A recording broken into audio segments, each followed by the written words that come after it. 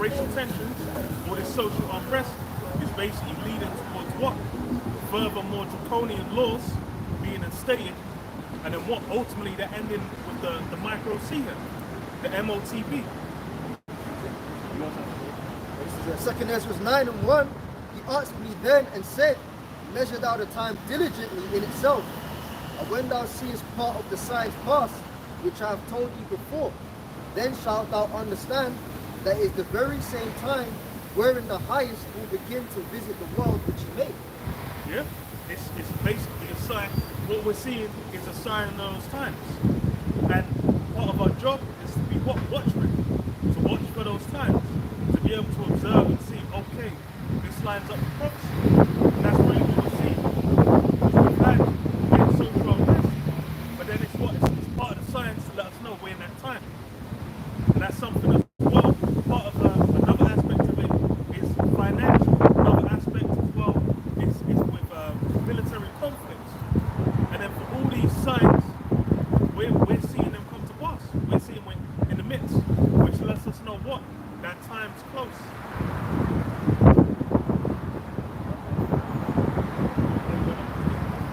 This is Ezekiel chapter 3, verse 17. Son of man, I have made thee a watchman unto the house of Israel. Therefore, hear ye the word of my mouth and give them warning from me. Yeah, we're those watchmen. A part of that duty is what? To give warning, to give heed, to let people know what's getting ready to happen. That's basically part of being a prophet. To be a prophet is to say before. And that's a key aspect of what we do. That's why it's like you kind of talk to the average guy over here about what's happening. Everyone's kind of like, oh, how do you feel about all these things happening? How do you feel? Don't you think it's a bit, it's a bit, ooh.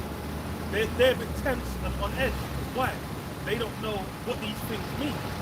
They're thinking like, oh, could this be something greater? When it first happened, like over the weekend, it kind of seemed like it might just like cool off. But then it kept gaining steam. Even to the point of what? This weekend as well, people are like, oh, there's going to be events on in different parts of London, even down there, Trafalgar Square. There's meant to be like one protesters, one counter protesters, and who knows? It could turn to violence again. But that's kind of now on everyone's mind to where they're anxious. And then we'll kind of reason on it before we turn the cameras on. But people really want that peace, that same continuation of things as they are. That's the mindset they're in. That's why they don't like the prophets. Because the prophets, whenever they come, they always come to speak against kingdoms. And then speaking against kingdoms, people there are like, yo, why you trying to, why you just fucking up the vibe? Isaiah chapter 30, verse 9, that this is a rebellious people, lying children that will not hear the law of the Lord, which say to the seers, see not, and to the prophets, prophesy not, unto us right things, speak unto us smooth things, prophesy deceits. Speak unto us smooth things, prophesy deceits. Because that's kind of the core of the mindset, and that's not just for Jake, that applies to everyone within this system. Everyone that comes over here, the reason they're coming is because of all the possibilities it gives them in their life. They know they can come over. When you have people like, they come over first generation, they have kids, they try to set those kids up. They try and get them to go home, get a good job, establish themselves, get a property, get some savings and build up a life. Because why? There's opportunities that are greater than places overseas. A lot of the places people come from, they might, grind. Then the grinding they do for 20 years, people come over here and make that in a year. The Eastern Europeans as well. It's like now everyone's talking about the Muslims. That's what everyone's getting all riled up about. When you go back like 10, 15 years, they were talking about these Albanians, they were talking about these Romanians coming over, the Polish as well, setting up their building companies as well. They were upset about that. But now that's been forgotten. Even though it's the same thing. They came over, they made their money, and then they set themselves up back home. You talk to a lot of these Polish over here, they'll tell you that they're like, yeah, they work there, they grind, they live in slums, and they send all that money back home. Then they'll have a wife and a kid, and then they'll live like kings in Poland. They'll be set. They'll have like 2-3 properties, and they'll have their own business. They're good. But then that's why the people over here are getting upset as well, which creates all that chaos, which really the elites are using to bring forward further plans. I'll read this. Matthew 24:3. And as he sat upon the Mount of Olives, the disciples came unto him privately, saying, Tell us, when shall these things be, and what shall be the sign of thy coming? And he said, well, yeah, that's really what all these signs are. They're linking up to. People are wondering, what's all this about? Why is this happening? It's because it's about the return of the Son of the Heavenly Father, Yahweh Shai, who the world knows as Jesus Christ. He's getting ready to make a return, and in that return, there's going to be a lot of chaos, a lot of death and destruction, and hey, a lot of truth, man, is going to come out. Where all the deceit currently is commonplace in the world, that's all going to be uncovered for what it is. Verse 4, and Yahweh Shai answered and said unto them, Take heed that no man deceive you, for many shall come in my name, saying, I am Hamashiach, or the anointed, and shall deceive many. And yeah, that's something that in this time now is plain as day. It's easily to be seen. You go underneath every rock, there's a guy referring to themselves as Jesus Christ. The key one that we can go to is the so-called white image. That one based off Cesare Borgia. That's the key one everyone goes to. You go to Thailand, they got that. You go to South Korea, they got that. You go to South America, they got that. In the depths of Africa, in the jungle, they can have that white boy up somewhere. That's one of the key images. And then you go to Job 9:24. It's clear white. The faces of the judges have been covered, and Yahweh Shai is that key judge. That's a big part of how Esau's basically presented himself as that image of the Most High and his son. But what's it say? And ye shall hear, verse 6, and ye shall hear of wars and rumors of wars. See that ye be not troubled, for all these things must come to pass, but the end is not yet. And yeah, as it says, wars and rumors of wars, but then what? The end is not yet. And that's the other aspect of it. It's with these signs are basically letting us know it's in the midst, but there's more to come. And that's what most people can't really factor in. They're thinking about a return to peace or return to normalcy. They don't realize we're basically completely out. We're out of that part of the game. Now it's going into where it's going to be nothing but pure chaos. And that means that, you might get a lot. You might get, because, people might think, oh, up until like last week, it all seemed hunky-dory. But the reality is, it's not just things happening where you might just go out and see. There's also things happening behind closed doors. There's laws being passed. There's agreements being made. Things are happening, but then it's what? It's something that over time, people only see the fullness of it later. And then you can go to like any of the CIA programs they did like the 60s or 70s, and it'll be plain as day. These guys were doing all kind of madness in the background, but no one found out about it until like 20, 30 years later. Psalm 64:2.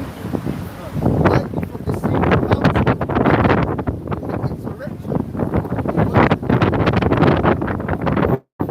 Everyone was saying, man, you got these secret councils, man, to speak about that. They practice it in new days, things of that nature, because what you do, like years ago, people like they showed you on TV, your vote actually matters, and that was it. We're all working for a greater society, case in point, a greater Britain. That's not the case.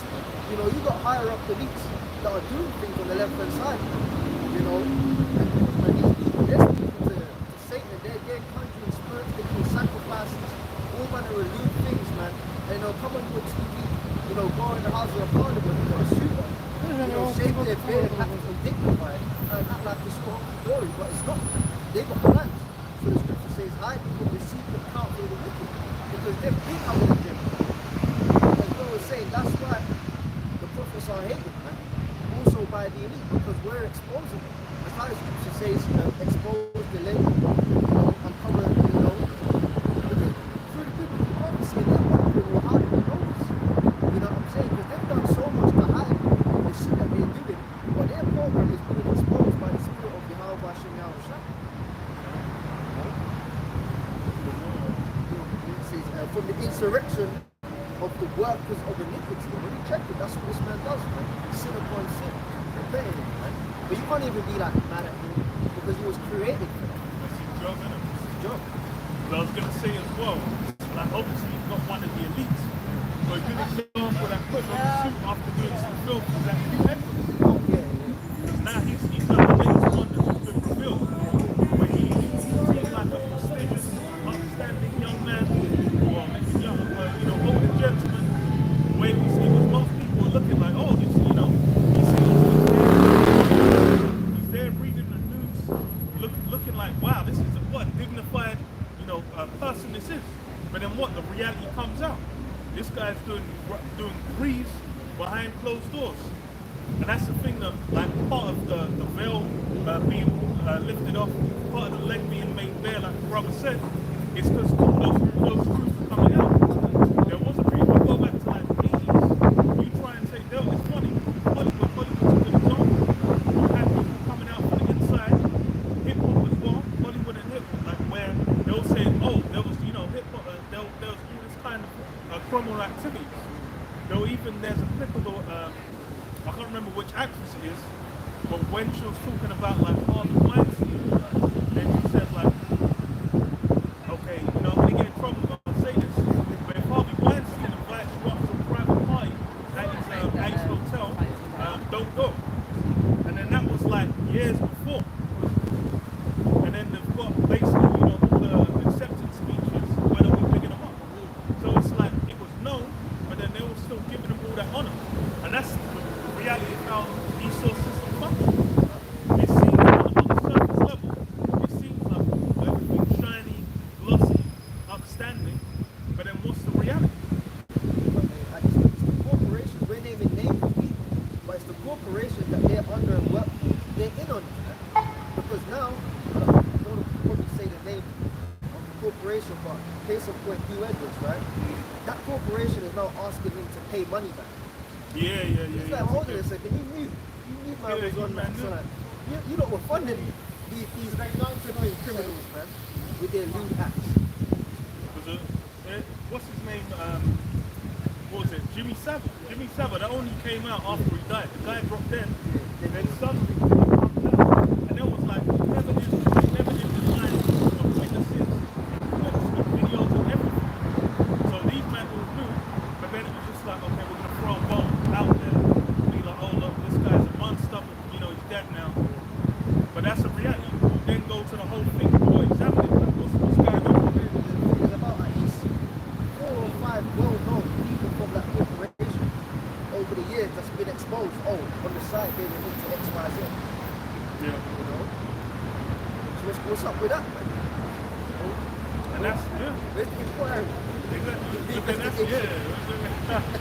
But that's the thing, it's all about presentation. It's all about how it appears on the top, on the front.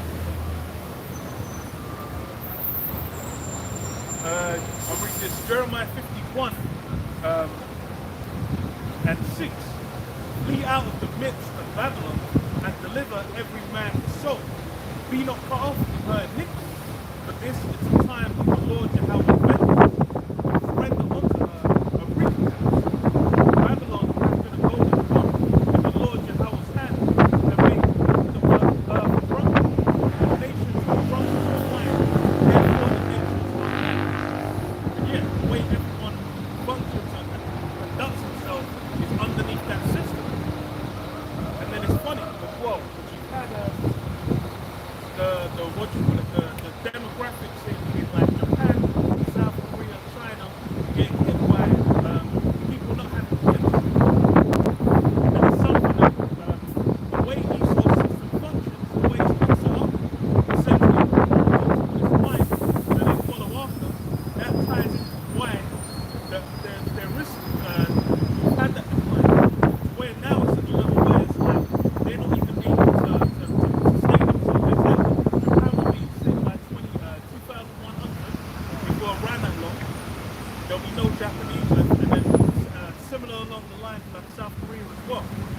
they're just a bit higher, but still the point where, people ain't having kids.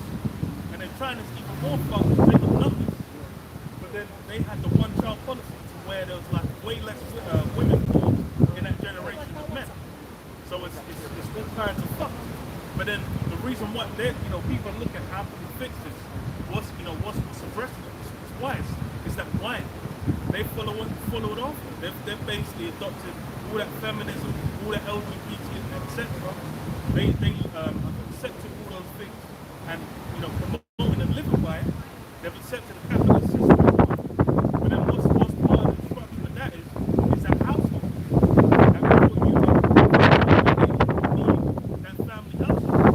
Otherwise, if people are thinking like, just to go and have kids, it's funny as well. Because having children isn't even it's not even mission. It's real simple. Like whether you like it or not, a man and a woman have sex, but you just gonna try that.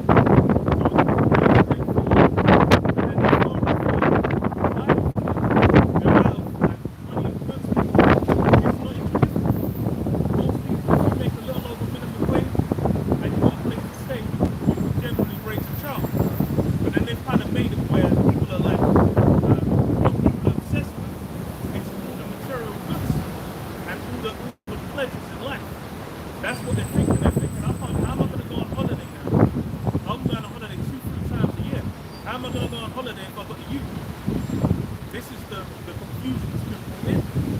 And that's really been laid in at like every level. To where these things seem to see. But now we're going to where you go.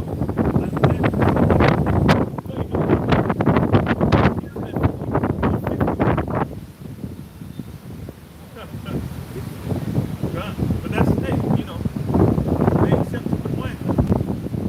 It says what the nations were drunken of her wine, therefore the nations are mad.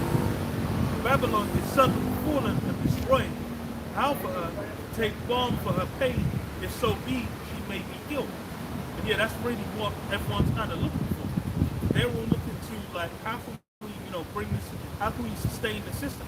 How can we keep it going?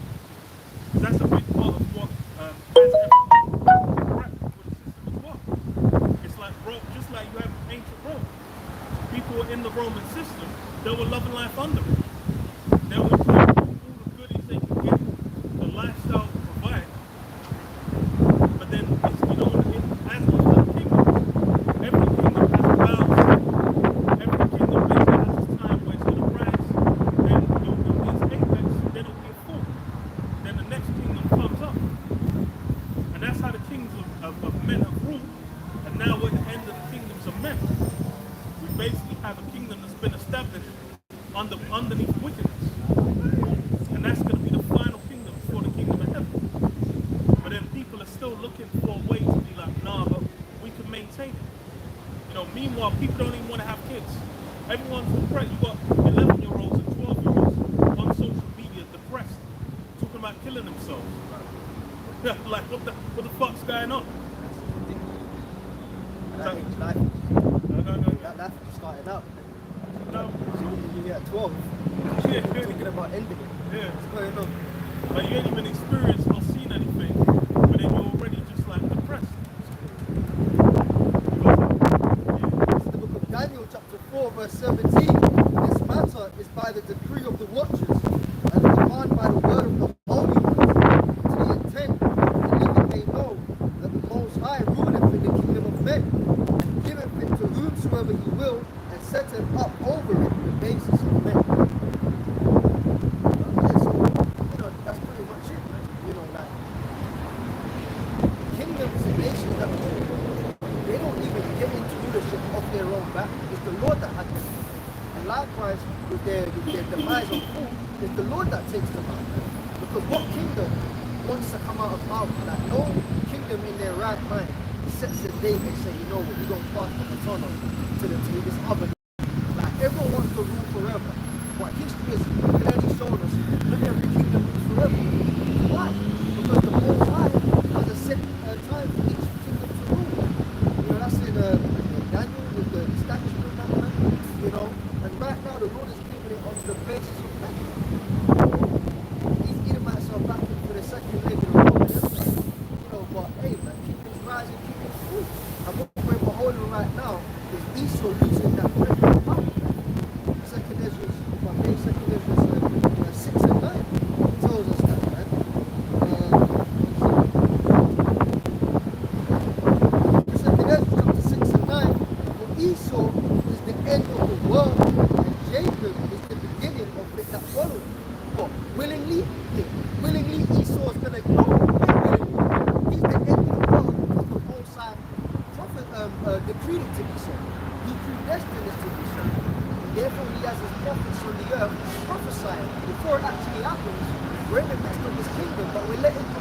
that according to prophecy, you're going to be the end of the age.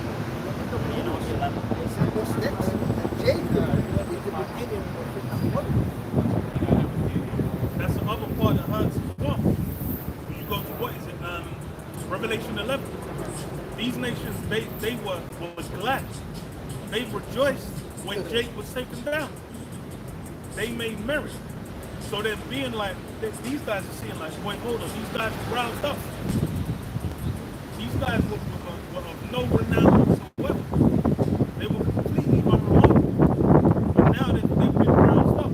That's something that strikes terror into the hearts. Why? That's what, and really only for those at the top, those elites. Because they're actually aware of what Jake's capable of. Like, by and large, most people kind of in the world are just looking like, nah, these guys are kind of like, it's just blacks. And these guys actually know, hey, with those Israelites, they get into, hey, once their power's with them, there ain't no means to stop them. This is the book of Revelation, chapter 11. I'll start from verse 7. From verse 6, it says, these have power to shut heaven, that it rain not in the days of their prophecy, and have power over waters to turn them to blood, and to smite the earth with all plagues, as often as they will. And when they shall have finished their testimony, the beast that ascendeth out of the bottomless pit shall make war against them, and shall overcome them and kill them, and their dead bodies shall lie in the street of the great city. Spiritually, it's called Sodom and Egypt. Yeah, so with Jake, the part of the reason, and again, goes into them like the prophets. When the prophets are sent out, then they can, all the things they prophesy, then those things are going to come to pass. People don't like hearing like, yo, you're going into slavery. That's something Esau now don't like hearing that. This guy already knows what he's done during the transatlantic slave trade. There needs to be some form of recompense for it. That's why he's trying to be, okay, look, we'll pay reparations. We'll give you some money. We'll sell you some land or whatever. But then, when you get told to the guy in slavery, you don't want to hear it. So it's the same with Jake. They didn't want to hear that they were basically going to get, taken out of power. But then what? Once, they were raised up. We go back to Genesis.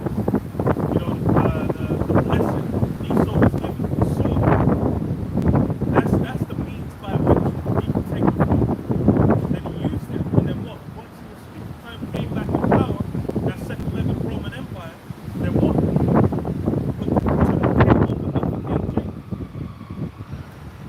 It says, and then verse 8, and their dead bodies shall lie in the street of the great city. It spiritually is called Sodom and Egypt, where also our Lord was crucified. Yeah, where also our Lord was crucified. That image of Yahweh, that's been completely decimated. That white image of Christ, that's been established.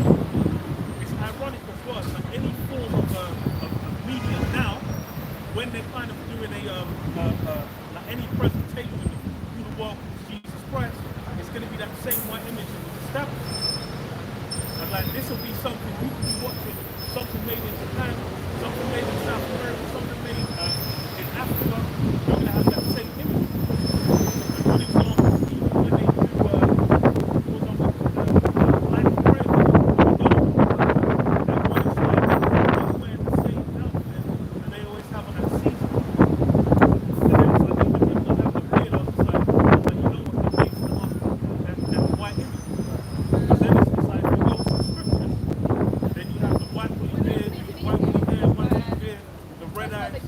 That's when you go by the scriptures, you go completely different scriptures. But then that's what everyone sees it, and then they're like, oh.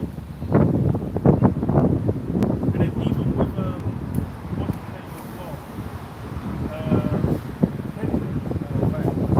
Like he's going by the same thing. It's like obviously dark skin, but then it's going by the image that's been presented by that light that he says for his that's so good Jesus Christ image.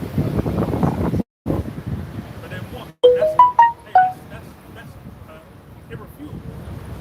again, that's something that since the brothers come out, since the words come out, then that's been destroyed. Because that truth has come out to where it's like, you ask people, so, oh, what's Jesus Christ like? They're like, well, he's not white. That's the kind of default now. They'll say, oh, he's olive skin. You feel like you have these like documentaries on like, they're doing documentaries on like ancient Jerusalem or something, and they always try that Aryan kind of look. Yeah. The actors and stuff. Like, you know, it's like that's the only alternative. Yeah. But then you check the comment section now, TikTok, Instagram, YouTube, everyone's saying, nah, Jesus was a so-called black man. You know, where's that coming from? Yeah. Ever since, you know, we've been on the streets now, like, all the apostles, all the Christians, man, and the truth has gone out, people have woken up to the fact that, yo, man, his name ain't Jesus, and he ain't a so-called white man. But that whole Cesare Borgia thing, that was a power part. You know, that we're the standard of beauty, we're the standard of power, excellence. So if your God can look like that, then why would you not come about it?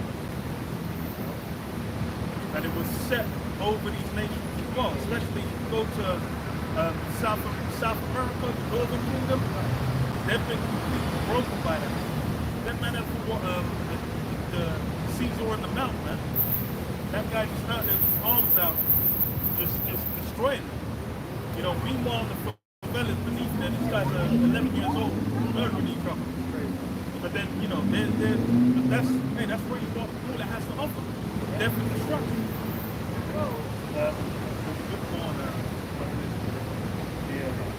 Book of Revelation, chapter 11, verse 9.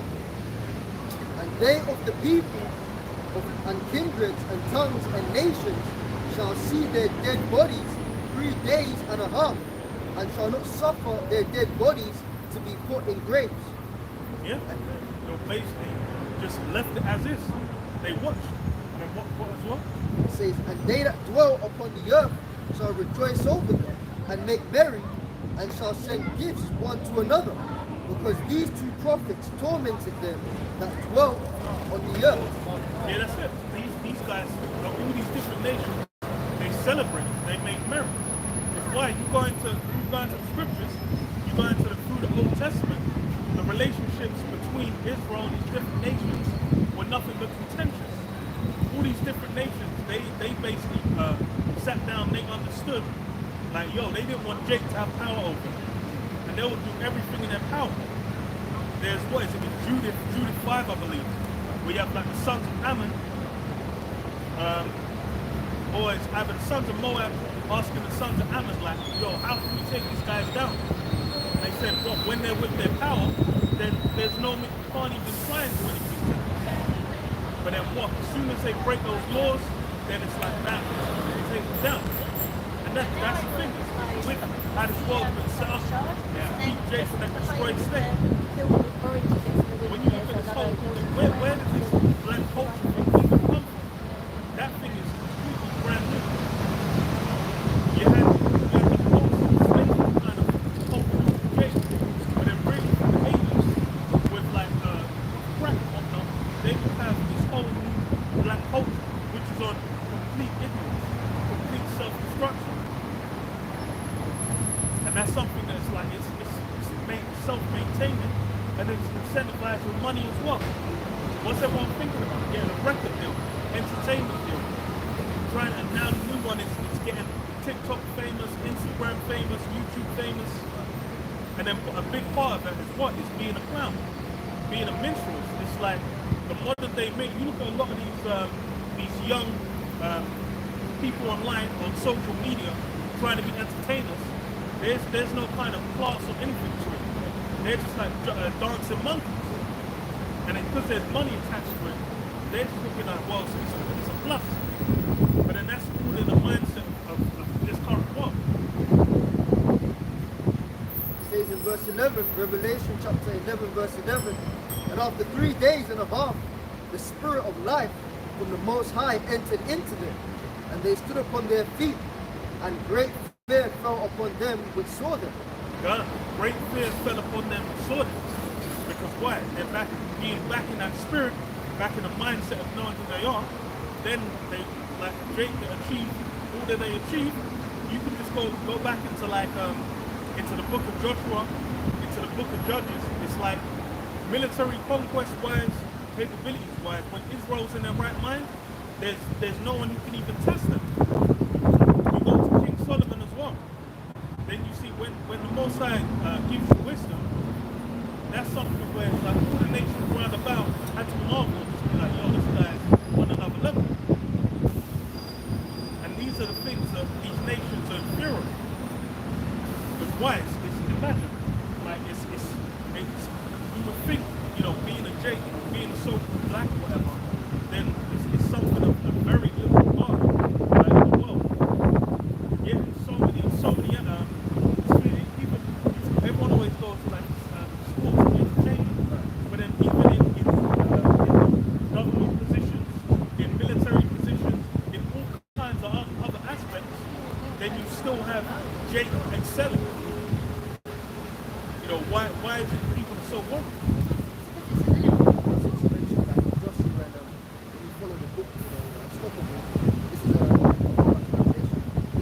Joshua chapter 1 verse 8, this book of the law shall not depart out of thy mouth, but thou shalt meditate therein day and night, that thou mayest observe to do according to all that is written therein.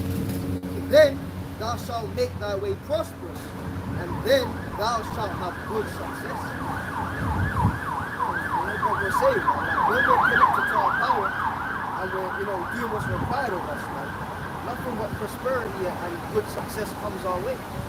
And as we're getting into it, there's been cases in history like King Solomon, wisdom, Joshua, Moses. There's been cases whereby when we follow this, man, like this is proof, man, that when we connect to our heavenly Father through His Son, follow the scriptures, man, we're on something deep, and that's what we're saying. That's what they're scared of. Back to Revelation.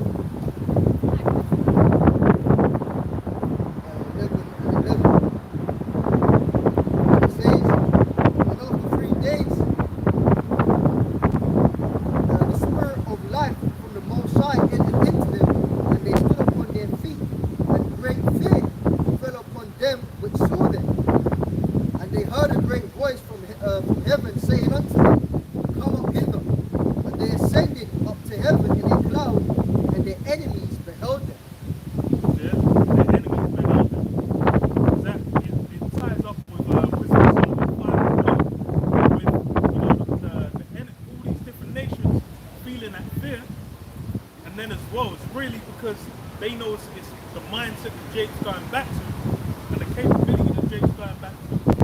They know there's no potential, and then that really is why you have so much life, so much confusion pushed out in the world, because that's how Esau is allowed to keep place at the top. Because with all these other nations, the brother mentioned as well, that even with beauty standards, all these other nations are chasing after Esau's beauty standards. But then you consider it, it's like as far as with every other, why does every other nation on earth have men?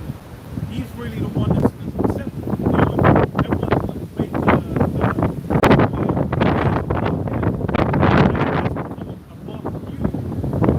why is everyone dark skinned,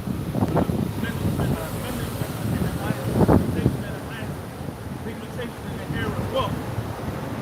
Because why? That's just how things are. But then everything's been flipped on his head. And by flipping on his head, that's how he's able to present himself as the one, exceptional.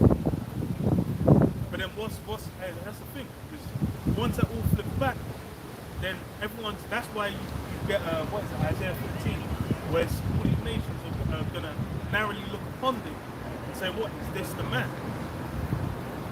I'll read on this, just a quote as well.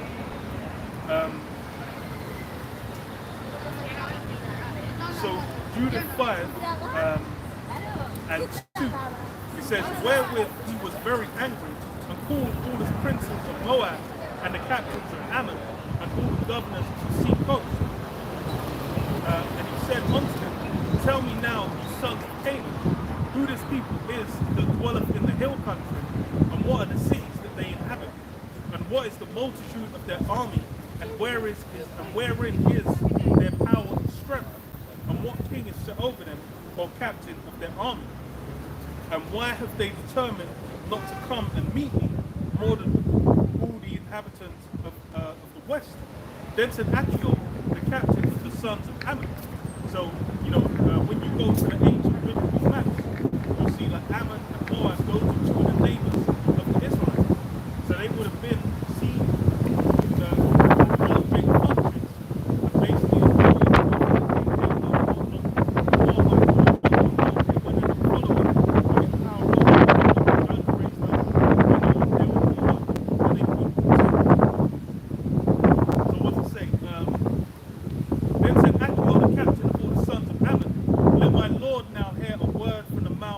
servant, and I will declare unto thee the truth concerning his people, which dwelleth near thee, and inhabiteth the hill countries, and there shall no lie come out of the mouth of thy servant.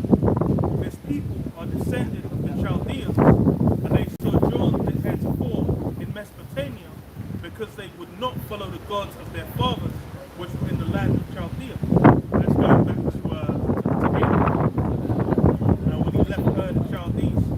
And it says what? For they left the way of their ancestors and worshipped the power of heaven, the power whom they knew.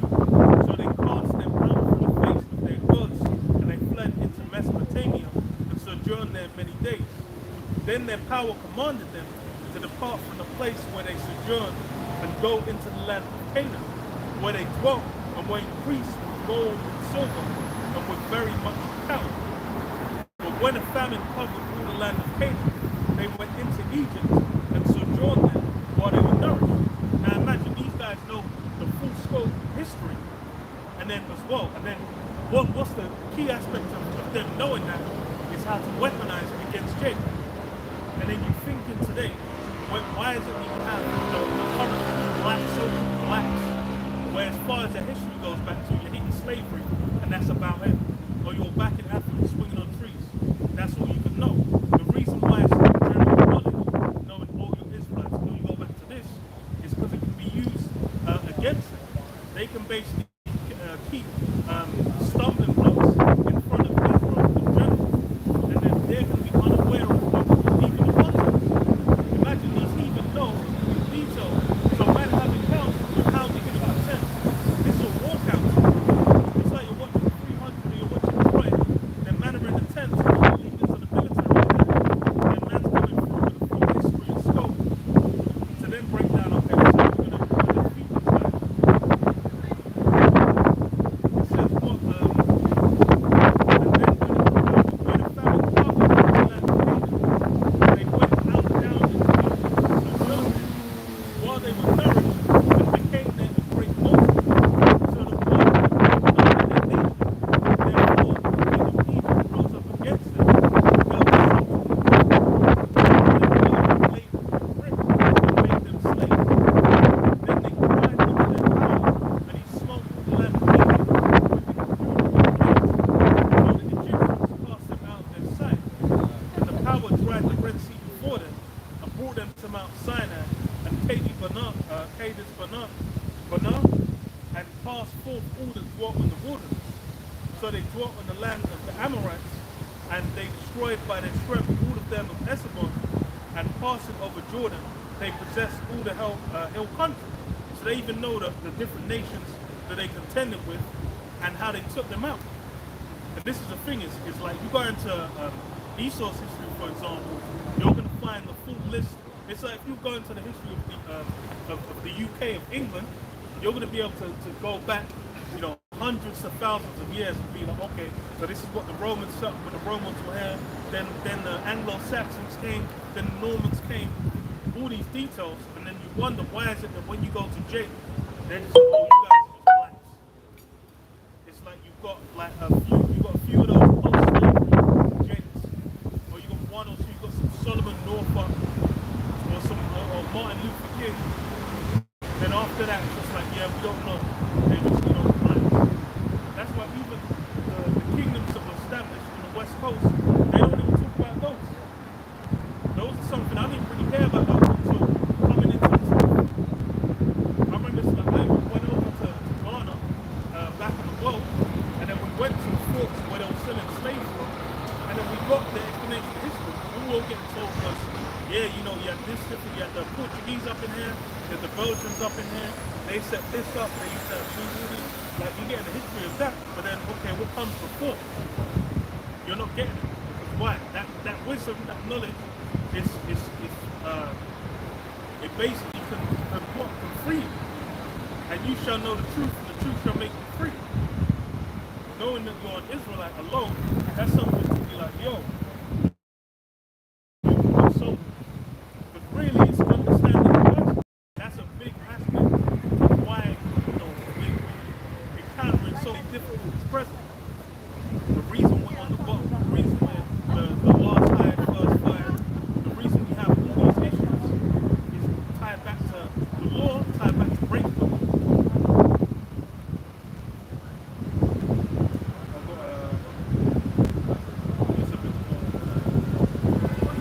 So it says, verse 16, and they passed forth before them the Canaanite, the Perizzite, the Jebusite, the Shechemite, and all the Girgashites, and they dwelt in the country many days.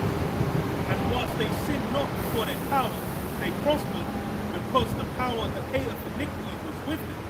But when they departed from the way which he pointed them, they were destroyed in many battles very sore, and were led captives into a land that was not there. And the temple of their power was cast to the ground, and their cities were taken by the enemies. So they know what it comes down to is sinning for our power, basically breaking the laws. And that's the thing is that's what we're telling Jake in the modern day. But then a lot of Jake don't want to hear it. And that's something that goes back as well.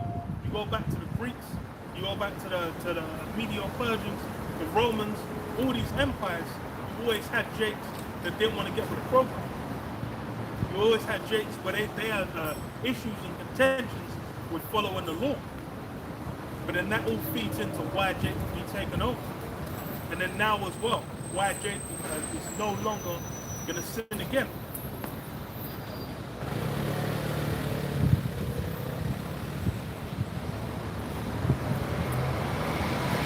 Why Jake's not going to sin again.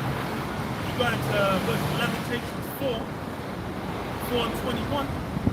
Then it says what? No one will be taken into captivity. Because why? We're going to be perfected. We're going to have the laws in our inward parts so that we don't have the capability to even go off. And that's really what needs to happen. Matthew 24 and 15, example of that. When ye therefore shall see the abomination of desolation spoken of by Daniel the prophet, stand in the holy place, whoso readeth, let him understand, then let them which be in Judea flee into the mountains. That was an example of like Jake not wanting to listen. You had those who read the prophecies, they listened to what Yahushua said, and they go out. You know what I mean? Being delivered, you know, back in 70 AD, it wasn't a thing of chariots, it was a thing of obedience. You know, getting the prophecies, seeing, oh shit, it's happening right now, and then getting out of it. But then you had those who stayed in, and then they got fenced around. Yeah. But that was them. They got decimated. Oh. You know? They got done out. That's the thing. Then that's basically been that same back and forth with Israel, where they what? They didn't want to listen, and then that disobedience was punished. But now when the time where it's essentially that final punishment and that final disobedience, and then what? It's going to be the elect, 144,000, and the residue as well. They're basically then going to be delivered, and then those that don't want to get down, those that don't want to respect, they're going to have to, you know, experience death by pain, and then come back in the kingdom, man. Be brought back in the kingdom. Feeling that shame.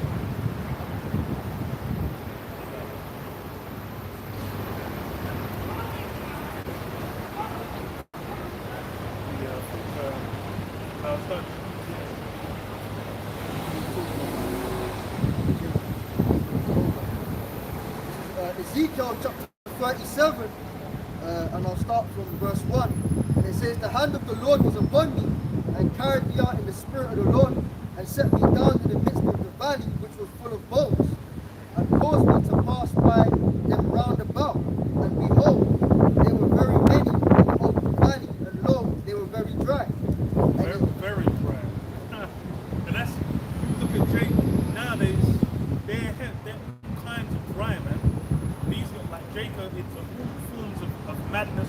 They're basically, because of the time, because of the liberty that's been given to them, like Esau really giving them license to do any form of madness they desire. And they're fulfilling on them. A big part of what we deal with this black culture, that's something that's you know, against wisdom, man. But then what is something that Jake really feed into? They really lust to do that. Then in doing so, then it's what's to their own destruction. That's the thing, it's like the brother said, the word's gone out for the longest. The word's been out for decades at this point. But then what? A lot of Jake don't want to listen. They're gonna they're gonna receive their reward just as the elect are gonna receive their reward. And that even really shows how the both sides patient and long suffering. The fact that it's been out for such a long time, and you have people that, I came, I met you guys a week ago. I met you guys 5 years ago. I met you guys, 10 years ago. I remember when the videos came out in 07, 08. I saw the one on World for Hip Hop. You guys believe that? That's the type of thing that we're saying. But then guess what? That's the Heavenly Father, that's the Proverbs in the first chapter. The Heavenly Father extending out his hand and basically, telling, yo, come in. So the moment when it goes down and the hand tracks it away from you, and the Lord laughs for all of the hardships that you endure, he's justified. Alright? He's vindicated. That's the vindication of the Most High.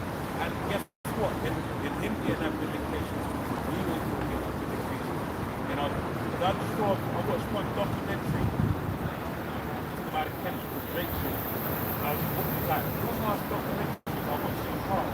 But the guy was talking about the Drake that he said potential. And he basically said, he could have said like, since the weird ass religion, he could have like, could have given the whole time. And he was talking about, these people think this showed up to burn this video, all that type of stuff. And I was thinking, so you niggas know about this. You're very well aware of what's going on. But you just find it like some funny shit. Sometimes you turn on and just say, look at them niggas, they're dumb. They're just some over righteous shit. I was saying before you got here as well, there was like a YouTube shoot I saw with like 10.2 million views, where they were saying like, these Hebrew Israelites are too much. It was them like cursing some guy out because he was wearing a funky outfit. I didn't recognize the group. But I was thinking, I was like, you know what, that's, like I was saying, they're just seeing it as like entertainment. That will be what pops up. But then as soon as you start, teaching or bring out the scriptures or get into anything, then they're going to be like, nah, that's boring. And that's really, that's why they know of it, but then they're just thinking like, nah, that's whatever. They might watch something for some entertainment to pass some time, but they're not really giving it heed. And that's the same with when you had the 5,000 that were fed, I believe. And then it's what they basically they followed after Yahweh because they made the loaves and the filled rather than because of what it was actually saying. And that's the same spirit. It says, and he said unto me, Son of man, can these bones live? And I answered, O Lord power, thou knowest. Again, he said unto me, prophesy upon these bones, and say unto them, O ye dry bones, hear the word of the Lord. Thus saith the Lord power unto these bones, behold, I will cause breath to enter into you, and ye shall live. And I will lay sinews upon you, and will bring up flesh upon you, and will cover you with skin, and put breath in you, and ye shall live, and ye shall know that I am the Lord. So I prophesied as I was commanded, and as I prophesied, there was a great noise, and behold, a shaking, and the bones came together, bone to his bone. And when I beheld, lo, the sinews and the flesh came up upon them, and the skin covered them above, but there was no breath in them. Then said he unto me, Right, so basically, this is, an allegory of up saying parable about the state of the right? There's various different precepts that go into it. One of the main ones being Revelation 11, where it speaks to the children of Israel being in a dead state, right? Revelation 11:8. Okay, ready? So basically, you know, that's the state that we're presently in. That's why we have our subject of black culture, right? Black culture really is an amalgamation of, immigrants what was influenced in Babylon, right? So that's the sort of thing that, it's really coming from the 19th century, great feminine point of view, right? Where women that the help with them. And that goes to what worship of women, right? That's really what black culture is all about, right? So with that being said, we're in a dead state. It tells you Proverbs 21 and 16. He that walketh about the way of understanding shall remain in the congregation of the dead. Right? So you're basically a dead person. You're walking around, the lights are on and it looks like the lights are on. You're walking, seems like you have judgment and you can interpret, things with your brain, but in reality, you really can't. Right? You find the level of incompetence in this world is staggering.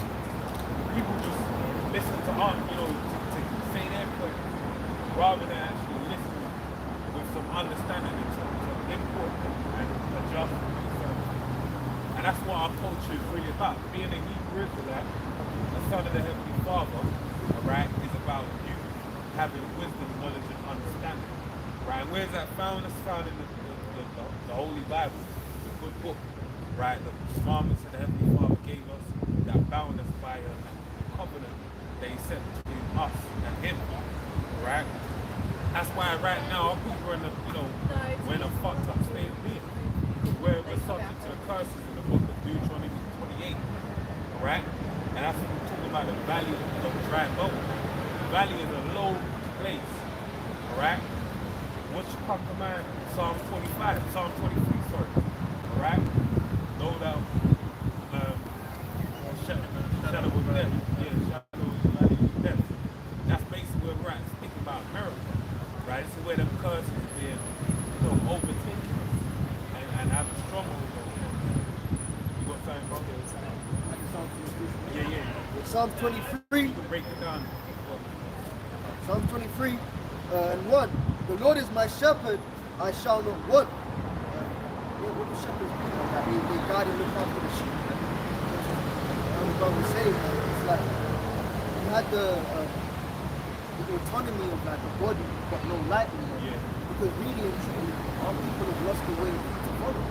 Because as we were saying earlier, they've been given, this has been they've been given Jesus Christ, they've been given His philosophy. And we're talking about like living culture. Like, where the hell did that come from? Really, nigger culture is a bunch of the banking. Package that, shoot that your way, and live by them standards. You know what I mean? So, but as for us, man, the Lord Yahweh is our shepherd, meaning that we've got a standard to follow. We've been guided. He maketh me to lie down in green pastures. He leadeth me beside the still waters. Wisdom, knowledge, understanding. He restoreth my soul. He leadeth me in the path of righteousness for His name's sake. There goes the name again. As you said, yea, though I walk through the valley of the shadow of death, I will fear no evil. For Thou art with me, Thy rod and Thy staff, they comfort me. So the brother was saying, man, that valley of the shadow of death, predominantly speaking about the landmass of America. And the valley is like a lowland, man. And that's where you get the lowest of morals, the lowest of behavior, the most degradable stuff that be happening out here, man. It starts with that American culture, man. And it says, Thou preparest the table before me in the presence of mine enemies. Thou anointest my head with oil, my cup runneth over. Like we were saying earlier, these elites have done so much to hide who we are. They give them a buff for our Black History Month. Yeah, you guys go as far as slaves, and like you said, before that we were swinging on trees and that. But in the midst of the lies that they've spun to us, the Lord has prepared a table. No, that's what. For them as well. And he says, my cup runneth over. Surely goodness and mercy shall follow me all the days of my life, and I will dwell in the house of Yahweh Shemel Shai. That's it. Lord is really just that. Right now, we just see before you, the table being prepared before our enemies. Right? This is why it's so funny. Because right now you have the Abe, small people coming up and say, oh my God, you guys are what for the Heavenly Father? Get back to it. What do you need to do to stop? This world. They don't know why they don't look at us like, hey, what are you doing? What's wrong with them? Why are you out? Why? One girl said that to me. Why have been in your life for you to be doing this? And she sent me a picture as well. It's like, oh, you just past the camp. And it's just a picture, like, that's how much she kind of just, her mind goes, confused what I was on. It's night and day compared to the person I once was. So you're trying to figure out how would you go from that to being this. But the reality is that the Heavenly Father blessed all of us, open our mind's eye to see the things to come. We see, technically, we see the destruction of America, right? You think of pictures, right? You think of imagery, right? When you imagine something, it derives from the word image. Your imagination, you read about the first thing, the Lord being so not being so black. That's what you imagine. How that. And you see it in the scriptures, right? It's broken down to you. And then it tells you the destruction of these different things of that nature. When you understand that, you can see how fucked up it's going to become. Like you have a video with the guy running with the hedge trimmer, and trying to, for your mind to run out of a fucking petrol station, to boot your car and grab that in an attempt to, harm and injury someone.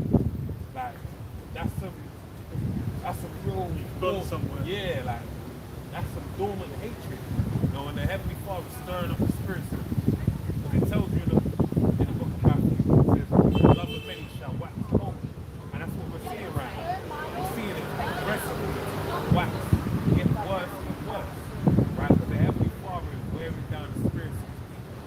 Starting with a big shift in that was with the whole C-19, right? When people got locked up in their houses, 2 years more or less straight, right? And the world changed.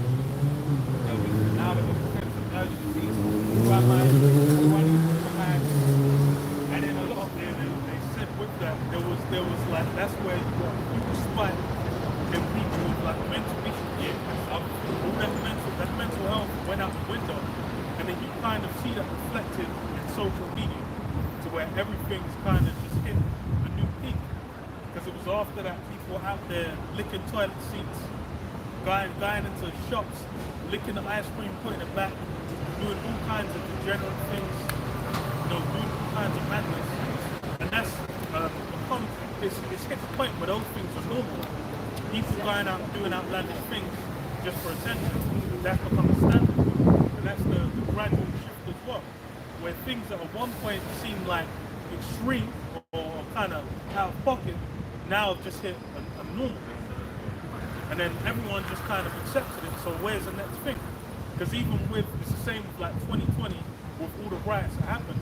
So I was watching a few videos of it, I was like, it's fucking wild still. And there was a clip of the guy with like bow and arrow, and this guy's just driving around, I'm like, bro, he just got out with a bow and arrow. There's like 50 people around him, and he's like, I'm gonna take one of them, and then he ends up getting one. And I was like, that was going on for like weeks. It's kind of similar with what happened over here, where it started, and then it kind of seemed like it would slow down. Well, you think it will kind of hit a peak and slow down. But these guys ain't gonna jump. Yeah. It's summer, the weather's good, the weather's nice, they ain't got nothing to do. And yeah, it's summertime. So it's kept up, and then it's hit kind of normalcy as well. But then with that as well, just like with during C-19, laws get passed, legislation gets passed, it's going to be the same thing here. Because there already been guys thrown in jail, and then talking about 700 yeah. So that's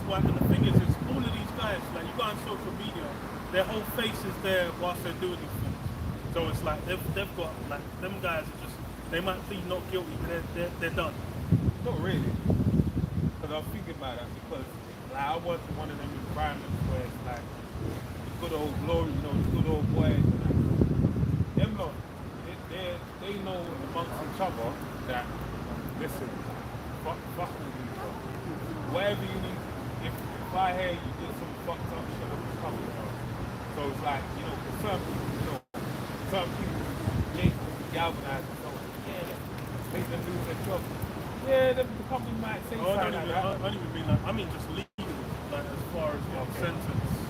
Because like what you're saying is correct. But even what like they them said losing their yeah. job, I don't like that for like a lot of Even- these people. But they said they arrested 700 people, 300 charges. I mean 400 people at least. They was whatever the situation was, arrested them, cooled them down, said listen mate, don't worry, I'm back your way, don't say nothing about it. They make it run as far as the true meaning of what's happened, it's set up to progress in the agenda. That's more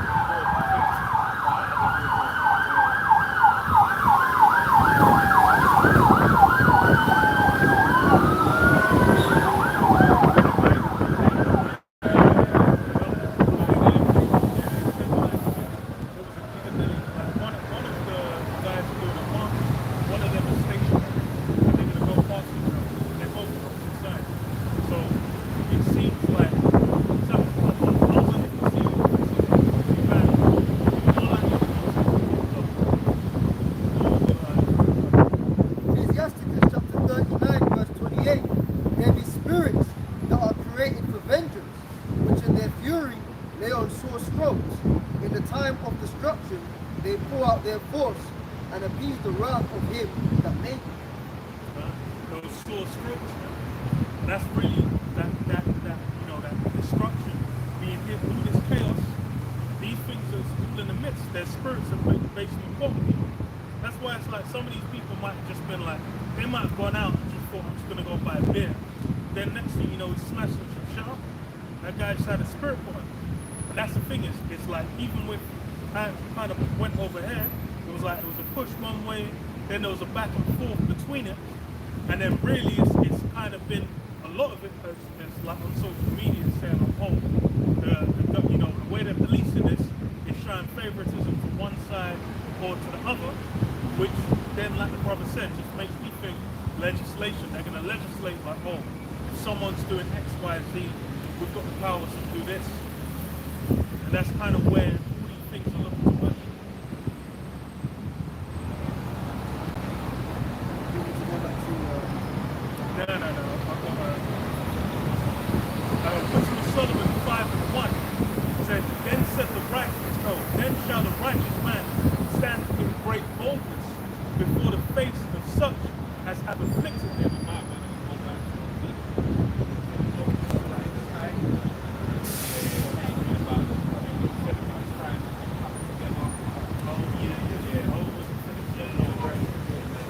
Ezekiel 37 and verse 9 now. Then said he unto me, prophesy unto the wind, prophesy, son of man, and say to the wind, thus saith the Lord power, come from the four winds, O breath, and breathe upon these slain that they may live. So I prophesied as he commanded me, and the breath came into them, and they lived, and they stood upon their feet, an exceeding great army. Then he said unto me, son of man, these bones are the whole house of Israel. I said now to get broken down. All these bones are the house of Israel. Right? Dry bones and the children of Israel. Right? Go ahead.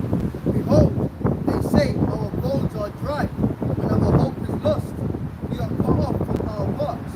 Therefore, prophesy and say unto them, thus saith the Lord power, behold, O my people, I will open your graves, and cause you to come up out of your graves, and bring you into the land of Israel. Now that's going into how I mentioned Proverbs 21 and 16 about going out of the way of wisdom, going out of the way of wisdom, understanding. The Heavenly Father said when I open our graves,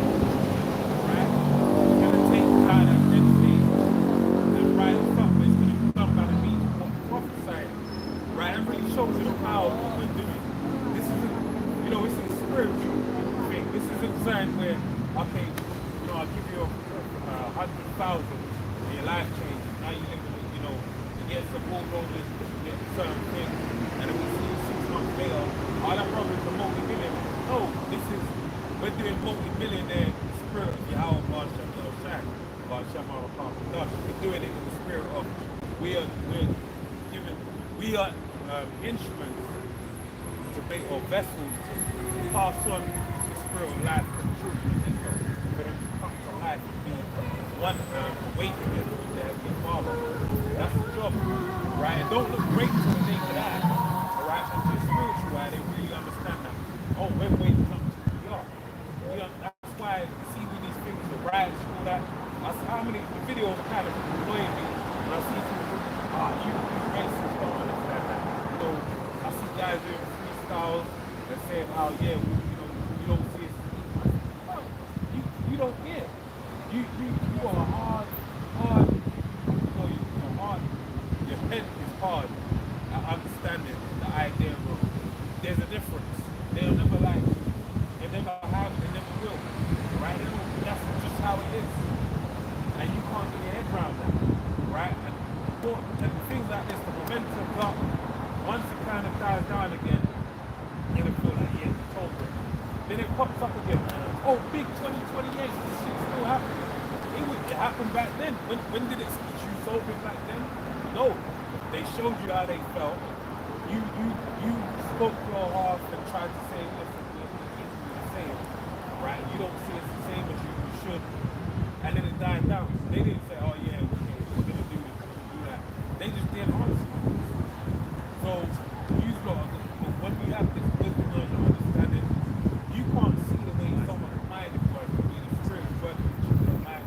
Saying, oh, this is the same thing that would have happened when we were running out of Babylon. When Babylon came down upon us, and they had Esau run out and try to hand us over to Babylonians. This is the same thing that happened by when we were walking out of the wilderness and we were passing them. Yeah, Amalek and they came out against us. They tried to kill us. Oh, this is all of that stuff. That's how we're seeing it. You can't see that. We can see that. But that's the spiritual. Now you're going to get that breath that we're breathing. And that's the Heavenly Father protection. And they're caught up in that. That's the thing is like from the 60s, it's part of that black culture anyway. That was kind of on the whole Martin Luther King, the can't we just all get along spirit, the little black boys and little white girls running around playing together.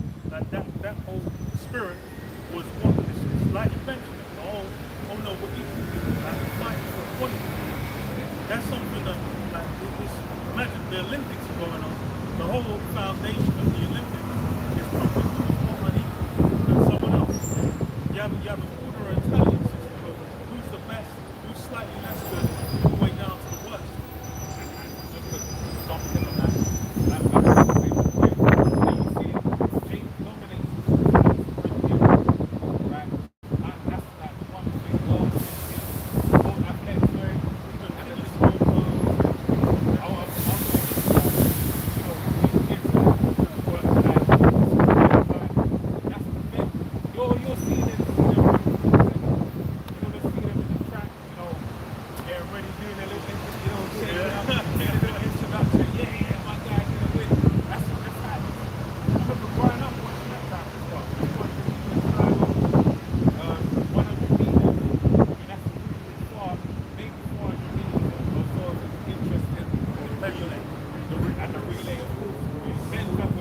That's the only sport where I say women's sport I kind of want to fuck like. I was fucking with Shelly and Bryce Fraser. She didn't get to run, but I think I wanted to see her. They're hyping up Farah. Yeah. And I'm kind of like, I see what they're doing, but Benjamin's one of them. Let Benjamin do their thing. You know what I mean? Even like this, let's use that one where the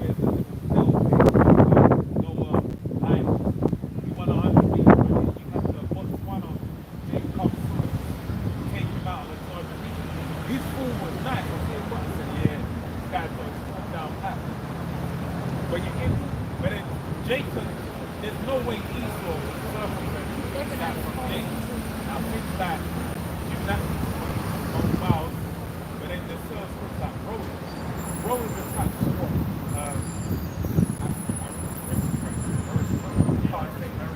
Aristocracy. So you need money to get involved in swimming, tennis, certain sports. That's how they, Imagine Serena still. but then it's the point. That shows the point is inequality.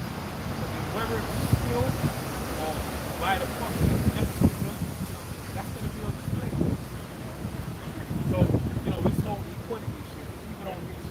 There's nothing equal football. Everyone's going to be Well, that's what reality was. Like, in no fashion, like, can you even have a purpose? Like, people can be born in the same country, they can be born in the same ward and have two different lives.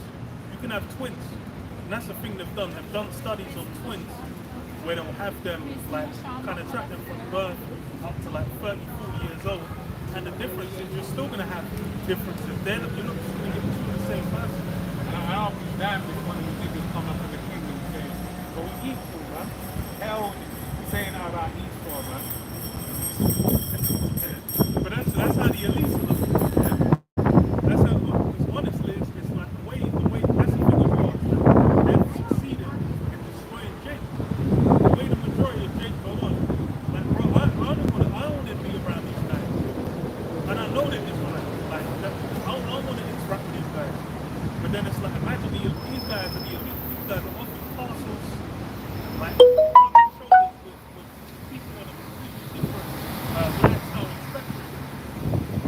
And then they're just seeing like some thinking, some peasant as far as they're concerned, saying we're equal. That's why in the kingdom, bro, just, I don't want to feel the wind of your breath in my vicinity, man.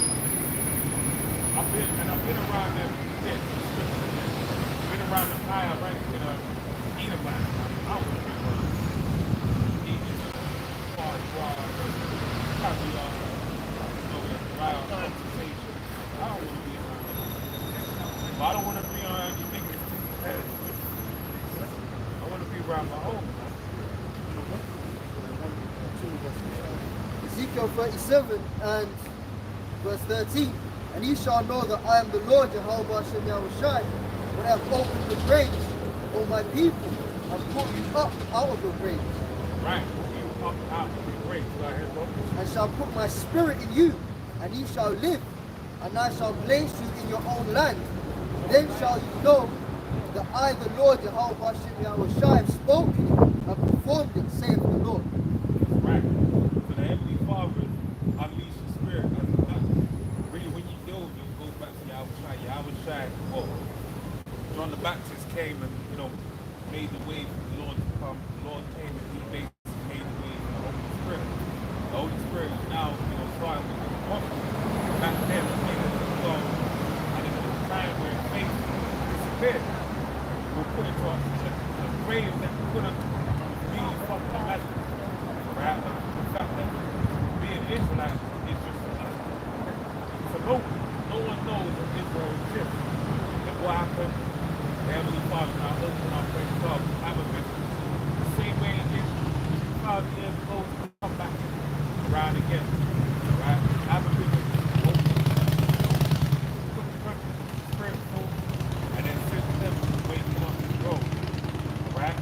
So now we're being seen by the elites as well. And they're the ones that really understand they understand the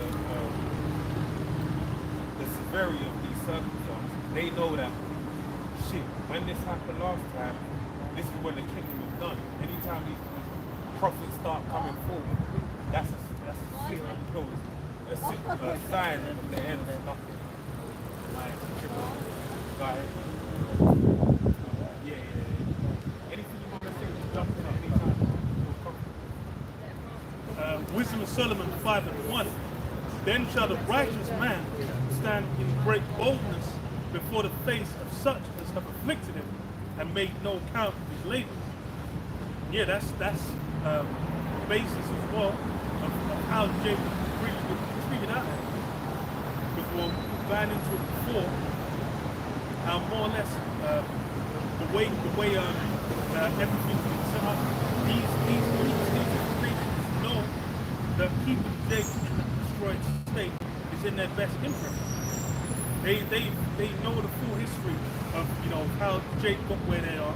They meticulously record those things, and then what they, like I read in Judith, they know that it's like, yo, if they're not following their power, you can keep them from the bottom. Which is why it's like, as soon as, and that's the thing is, for like the brother mentioned, the average Joe seeing us, they don't know it doesn't compute. They're just like, well, they're the gods. I don't know why they're out there. But then as far as the elite, they see it, they know, oh damn, that's a warning sign. Like that's a code yellow or whatever. That's DEFCON 3. They're thinking like, yo, this is like, how are we gonna counteract this?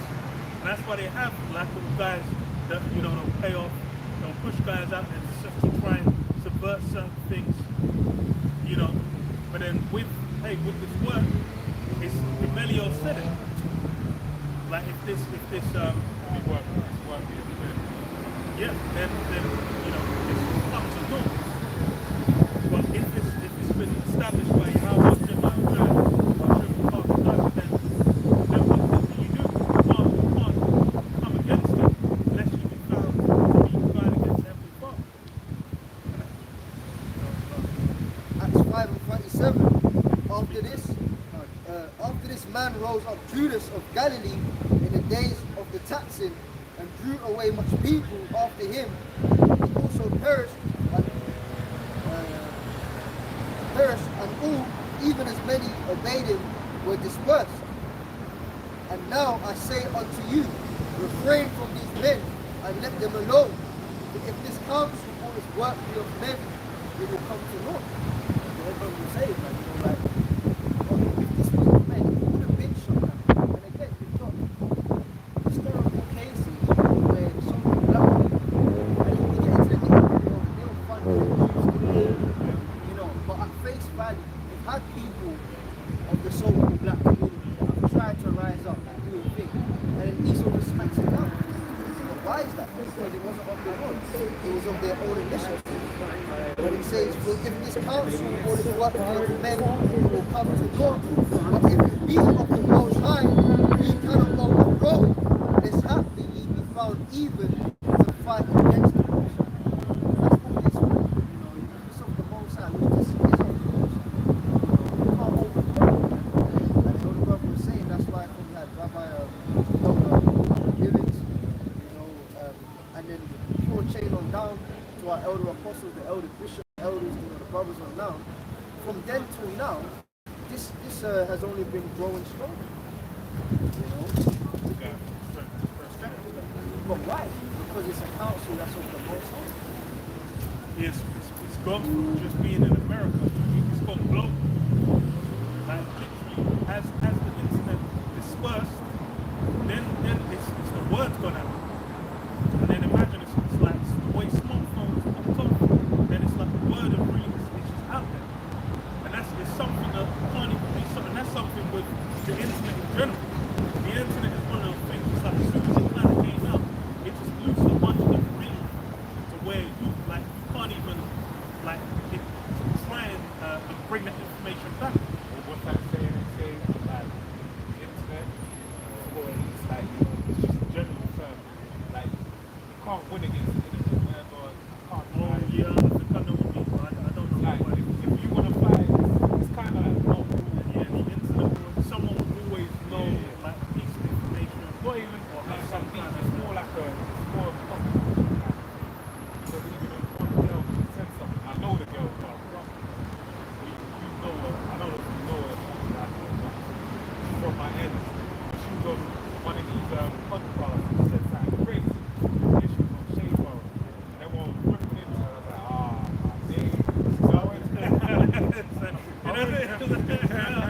was like, my name. You see like 25 likes. I know my girl. No. I know she ain't liking that right now. She had a profile with public and then she said private. And then she got one of the profiles, man. She wears the line and she's one of the time,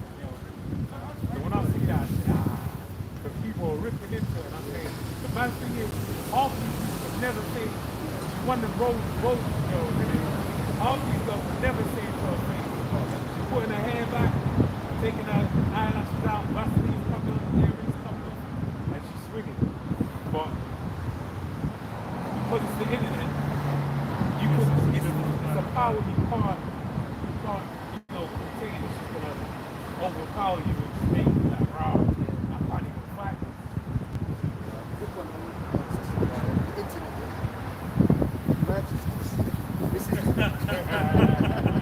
This is Psalms 19:1, and it says, "The heavens declare the glory of the Most High, and the firmament sheweth his handiwork. Day unto day uttereth speech, and night unto night sheweth knowledge." Go into it, bro. That's the net, man. The satellites and that, man. Once, like what you say, once it's out there, it's out there. And that's the thing. People that think they can take something down, but someone's downloading that. Yeah, Someone's screen recording that. Yeah. So once it's on the internet, it's out there forever. And that shows the video being in righteousness is that. And you said it started out there in America, but it's all over the world.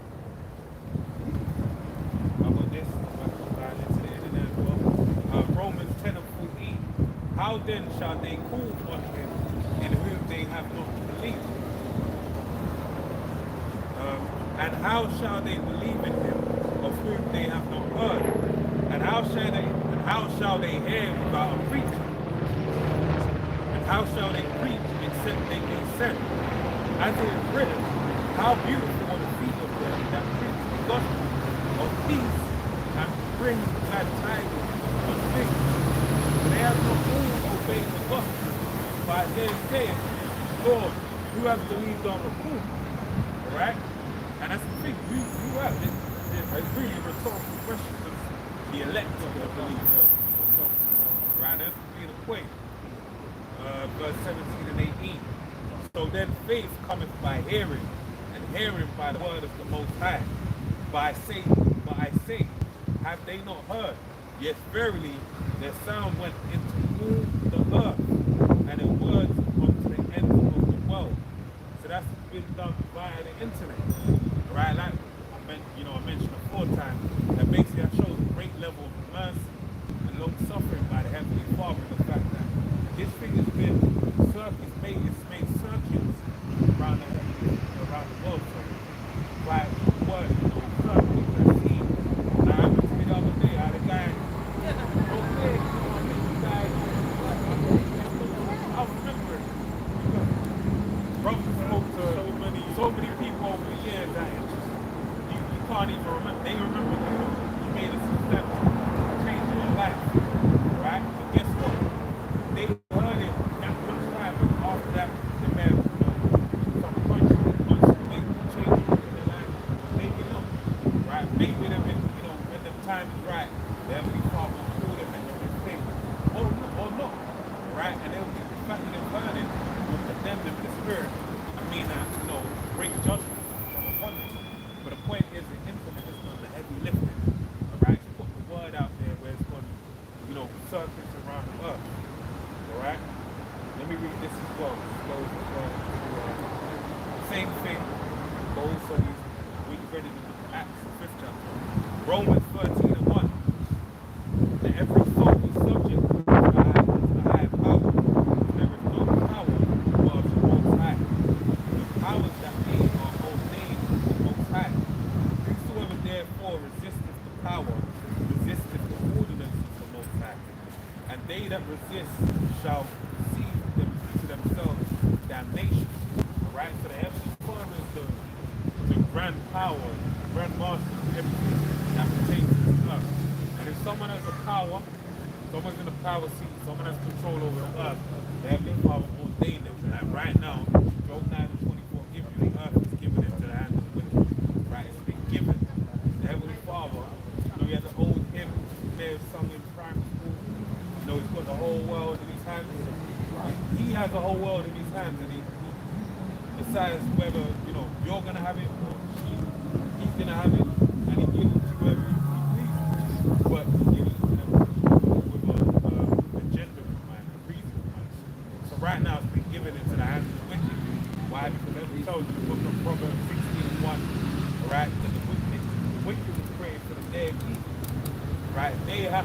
represent this world that we're living in right now. They have to take the helm in order for the judgments, spirits that are being created for, to basically damage so they can protect it.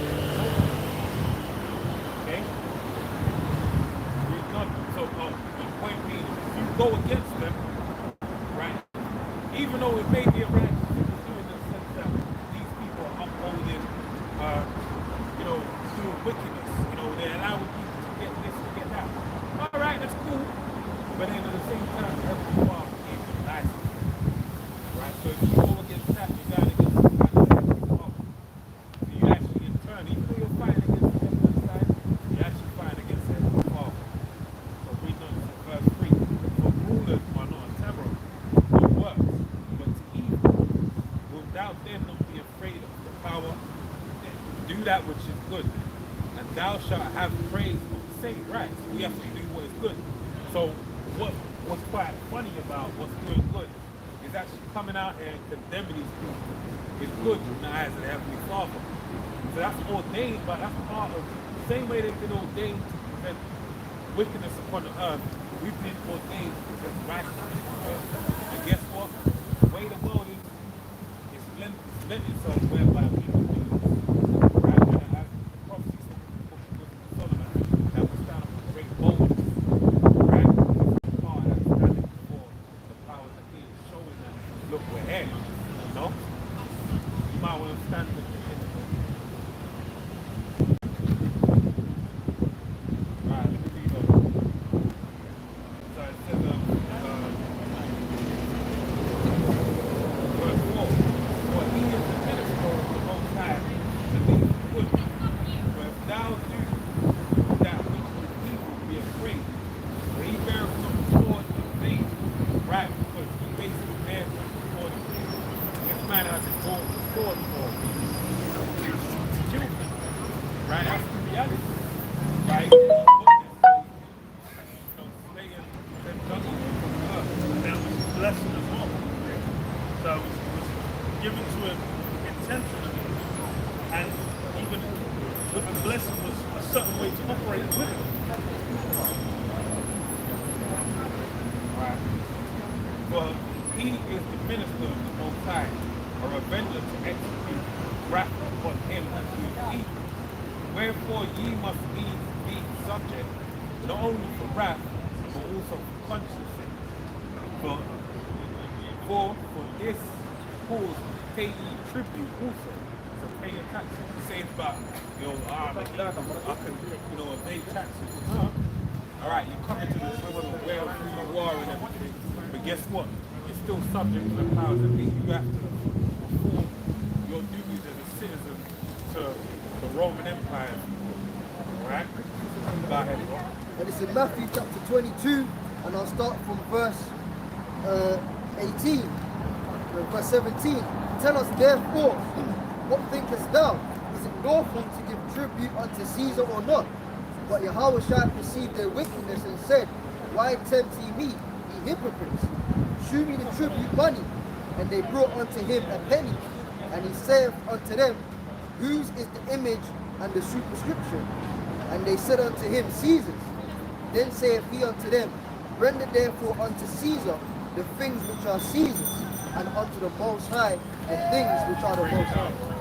As the elder brother was saying, don't try and think because you're, now the knowledge that you're a Hebrew Israelite, you start evading tax. And, you don't want to get a job because you want to pay tax and all that crap.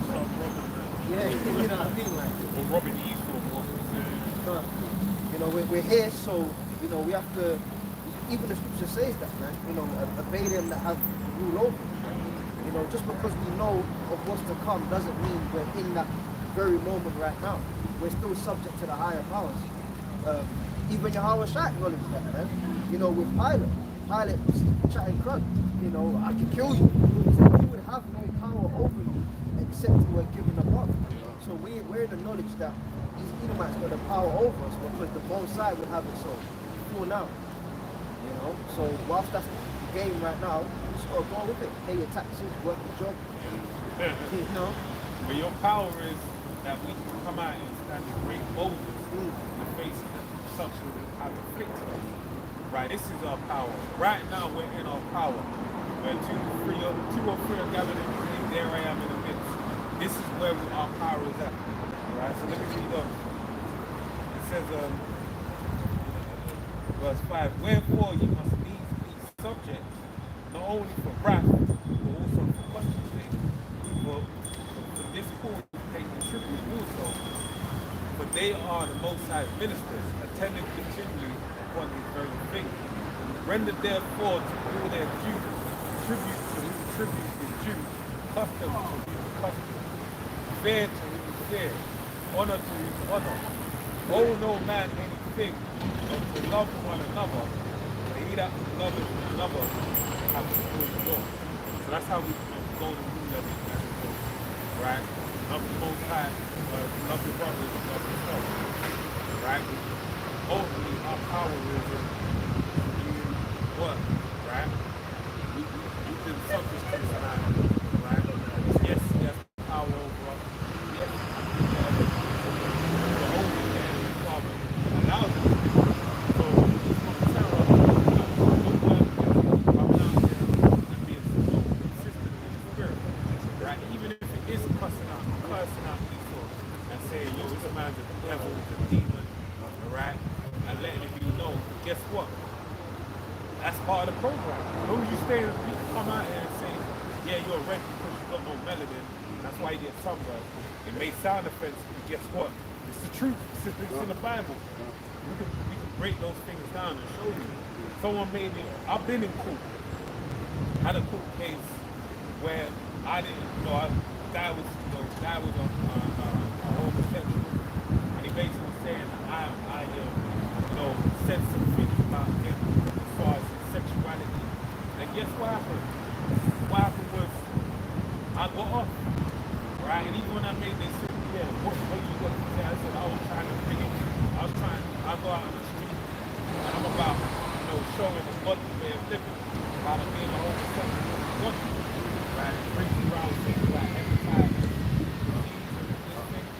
you know what? The judge was a homo. So I'm cutting him. He's there getting but guess what? I got off. You know what I mean?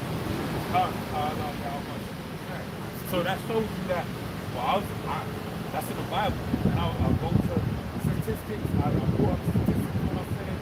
I said like rampant thing, whatever. I'm not saying that it's the wrong way. And even though I wasn't saying it like judge. I wasn't there like that. I was, I'm playing the game. Speaking highly of the judge and all that stuff. But guess what? I was cutting him. But guess I told me I got off. So that shows you the Heavenly Father ain't a terrorist. What? You see, people that put all of those statistics on the doctor. You know, doctor say you can't go against what the doctor said. They put it out. Like when monkeypox came out, that was a whole day. They said, yeah, this is centralized on that particular community. The bulk community. Why? That's the reality. That's the thing. It's when, but then the flip side of that as well, Esau tries to utilize that against Jacob. When it was more pandemic, they were saying, oh, this is particularly prevalent amongst blacks, these people. These guys should be the first ones to jump on, get the jump. So Esau is wrong guy. Wrong. He's trying to be smart.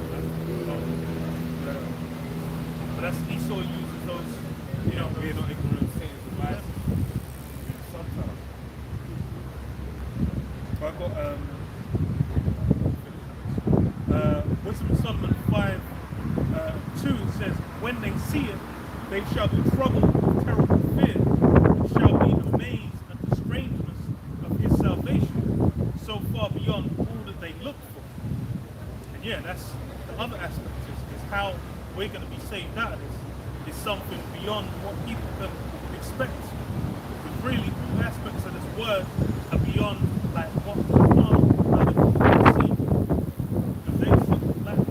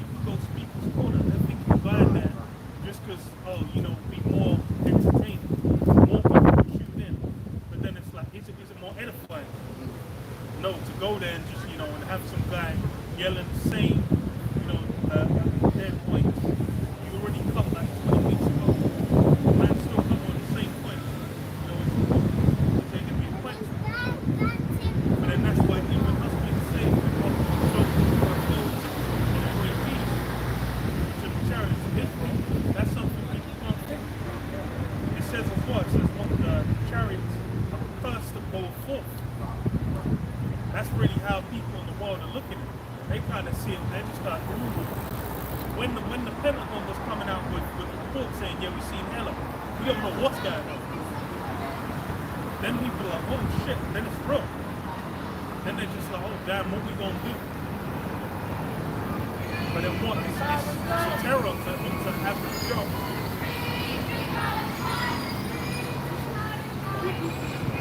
First Corinthians 14 and 26.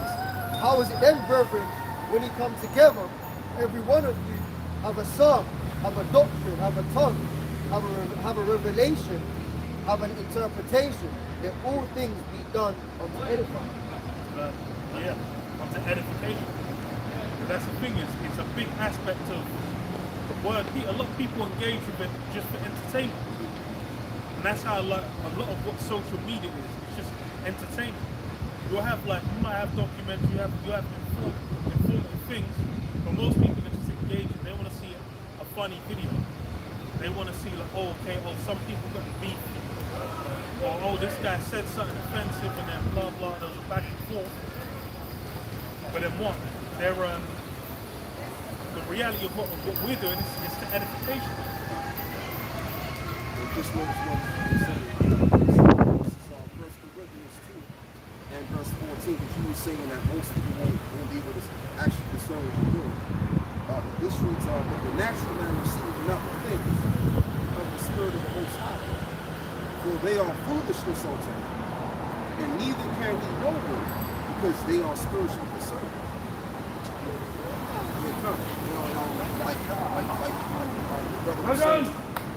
Basically, people are just, like I want to say average folk.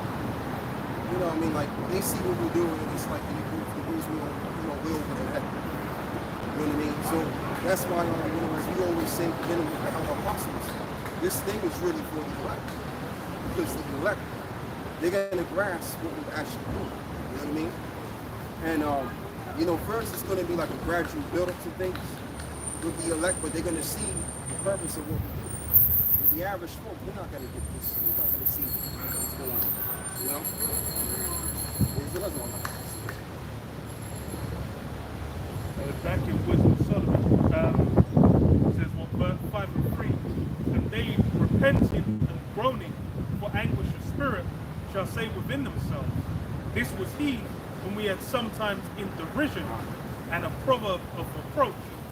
Yeah, that's really the state they're expected to engage Jacob. When that's the thing, it's like you talk to people, it's like they try and engage with you like you're simpleton, like you're on a low level. But then that's the thing, it's basically what we've been given wisdom. We've been basically put above all these other people. They don't know what they're talking about. They're trying to come up and they're coming within the power structure of Esau. They're coming from what they view as wisdom as far as how Esau classifies it. And then that is completely inferior to the scripture.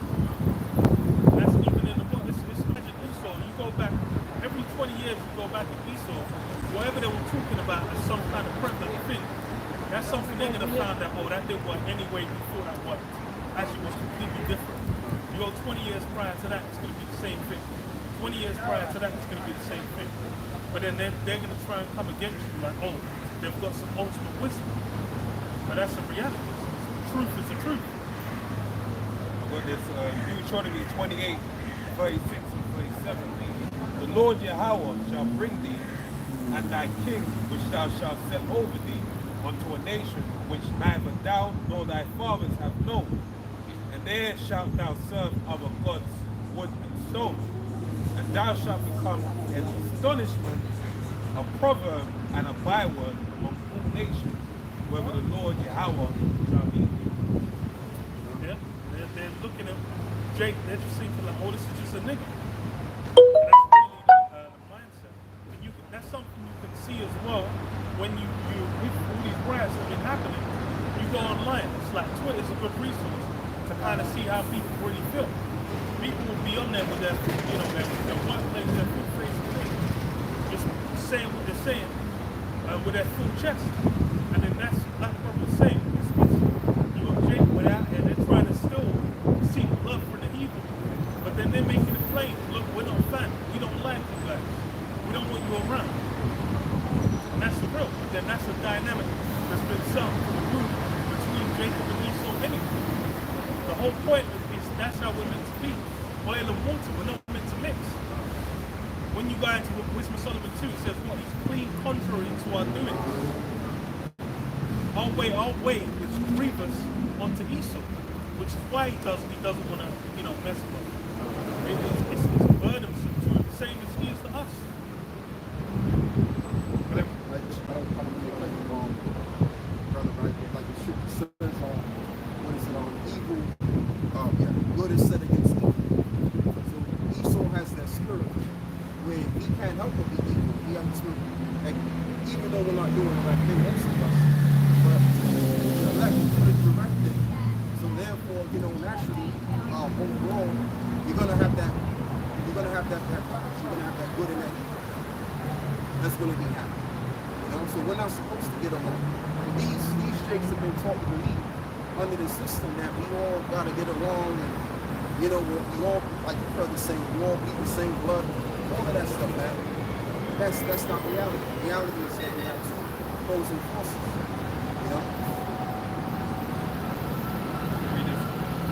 Lamentations 1:18 and 19.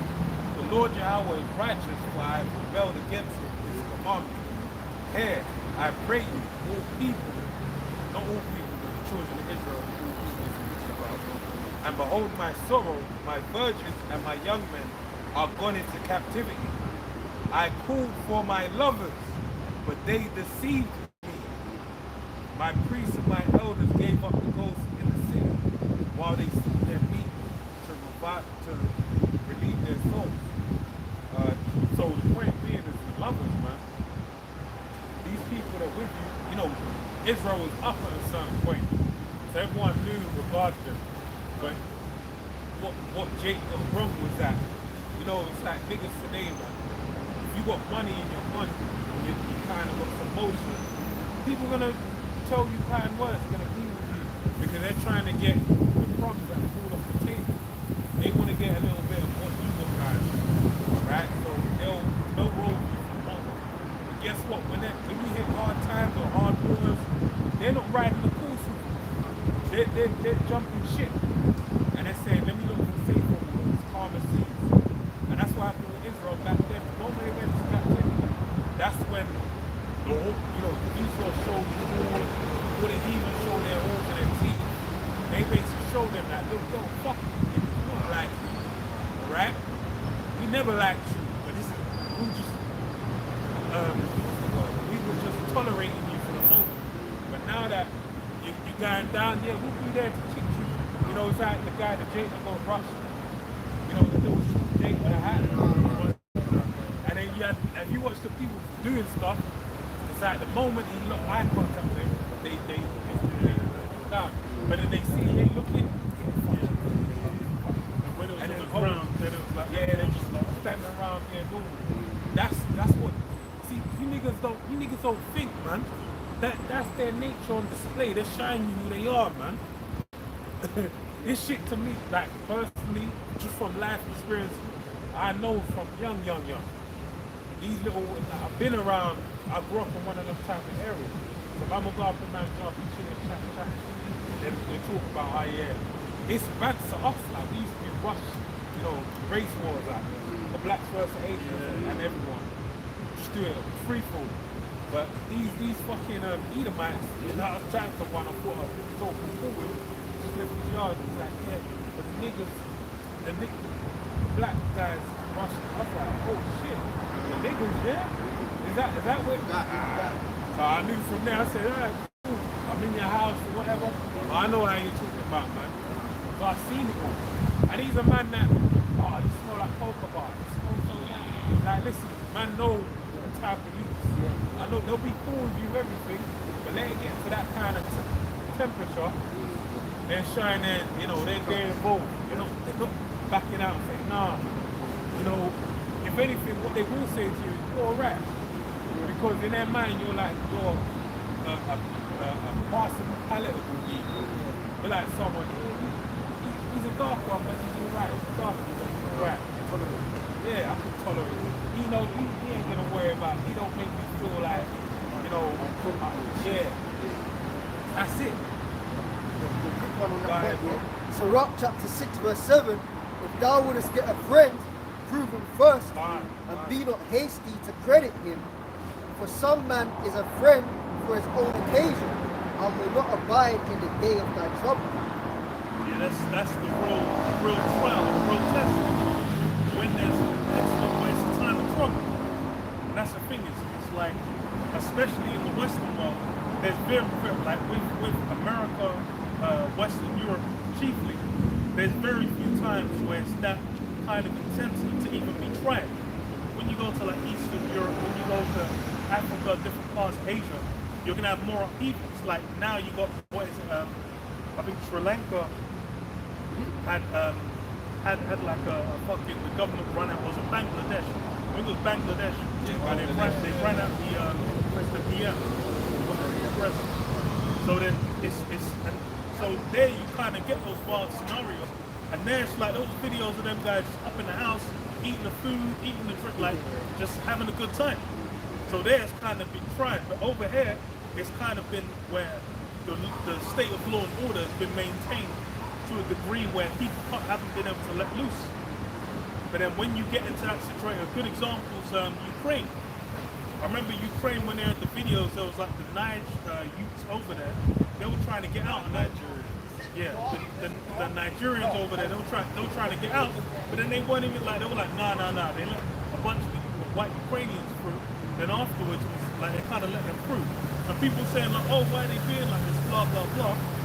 But then that's the real. They were in the midst of that conflict, they were like, yo, fuck that. We're dealing with it like how we're dealing. Like that's where reality came about. That's going to be the same thing. It's like these James, a lot of them are in situations where it's not become that real. As soon as it becomes that real, then that so-called friendship becomes like, oh, with me and Steve, no, it's like me and him, we've been together since you're going to find out. And that's just like, you know, movies like The Purge. Yeah. Now The Purge is beautiful for that because it's like they move in, they're all nice, blah, blah, blah, and they're like, yeah, we'll just do it because we wait to come and be able to take you guys out. We couldn't stand you guys. I ain't gonna lie, I ain't gonna out the shredded like simple. Like you didn't learn, you don't know now. You never know, man. Like the amount of times like I get pissed off when I'm coming to the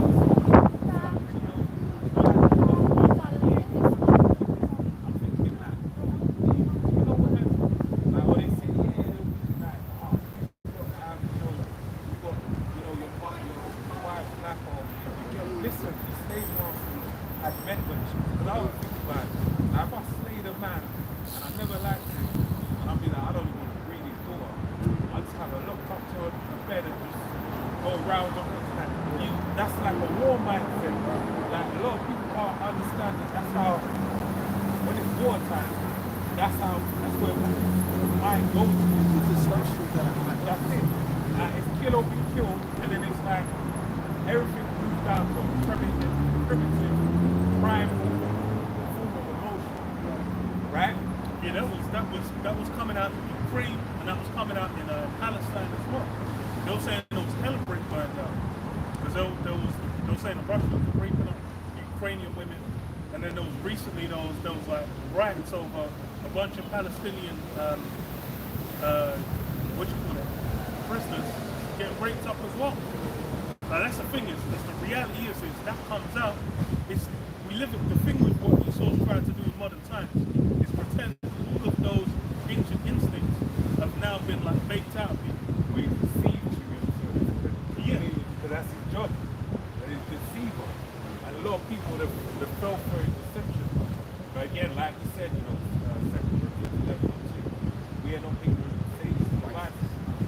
We are more than aware of the shit that Satan's pulling. We see like, do you really want to? That's why I think every time I see this shit, I think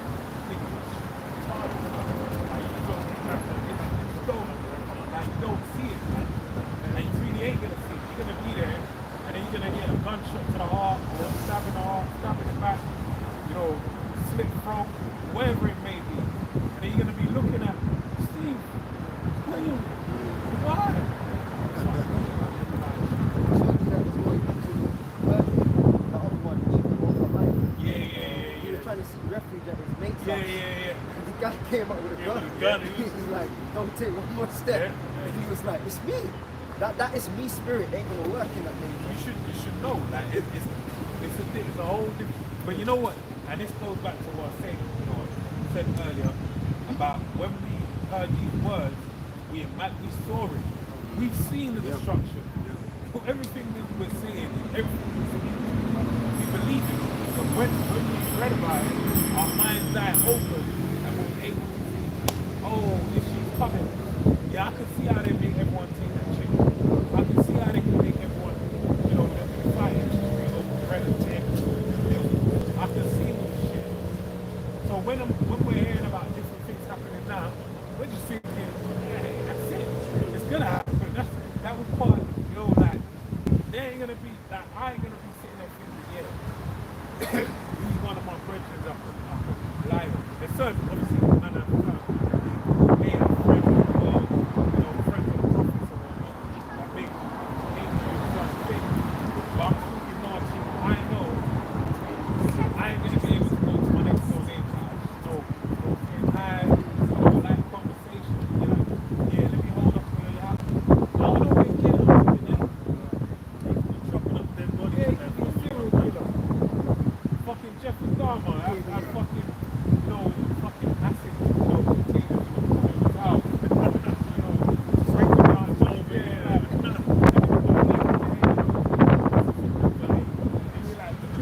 like, some type of cocaine. You know what I mean? He's buying those, we know, bro, you have to go through by the Spirit of Heavenly Father. You don't want to be friends in that day. Not even, and I mean in the sense of fair, what you're up to and what you're doing, I think you just jump into your thing. Nah, man, we're going with the wind, man.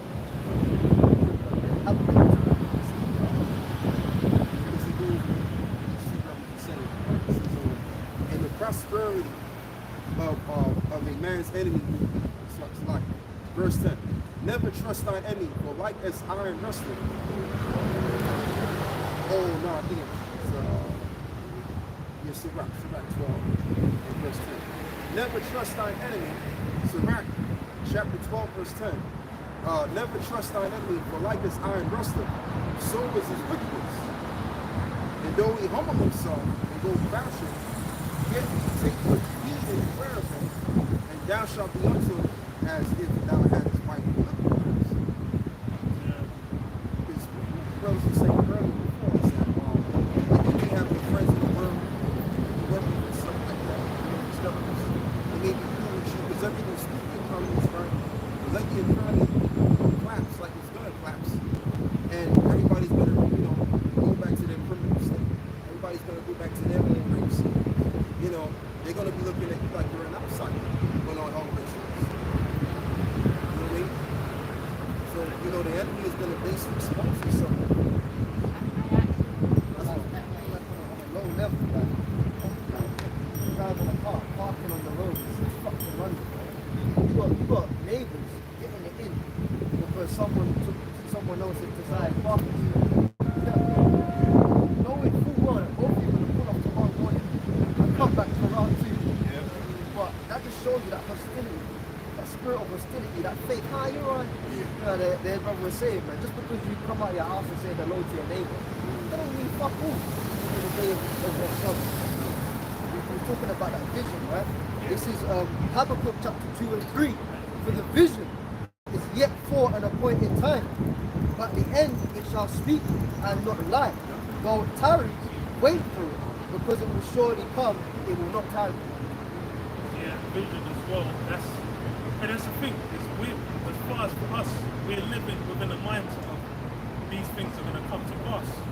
And that's really why it's like having that ruling class mentality, having that raw mentality, essentially where you're expecting, you're really like a surprise when something wild doesn't happen. That's really normal. Because that's the thing. It's like when even when these riots popped up, people are like, oh, they're like, damn. Because that's a new thing now. But then that's the thing. It's like as soon as it tapers down, people are then just going to be back to business as usual. They're going to think life's fine. They're going to be enjoying the rest of their summer. But then that's the thing is when the next thing hits, you'll be in shock. But that's the thing. It's like for us, it's all we know it's gonna get worse. And that's the thing that really most people can't get through their mind. They think there's like there's people like they're now trying to be in the spirit of 2017, 2018. They're thinking like, oh, I can get that back. And little do they know, the economy's free. You can't even get this spirit before 2007 back. So how are you trying to get the spirit of 2017, 2016? I know you got the memes where it's like, you know, the J woman stepping into the next every year, stepping into the next year. Like she been stepping into 20.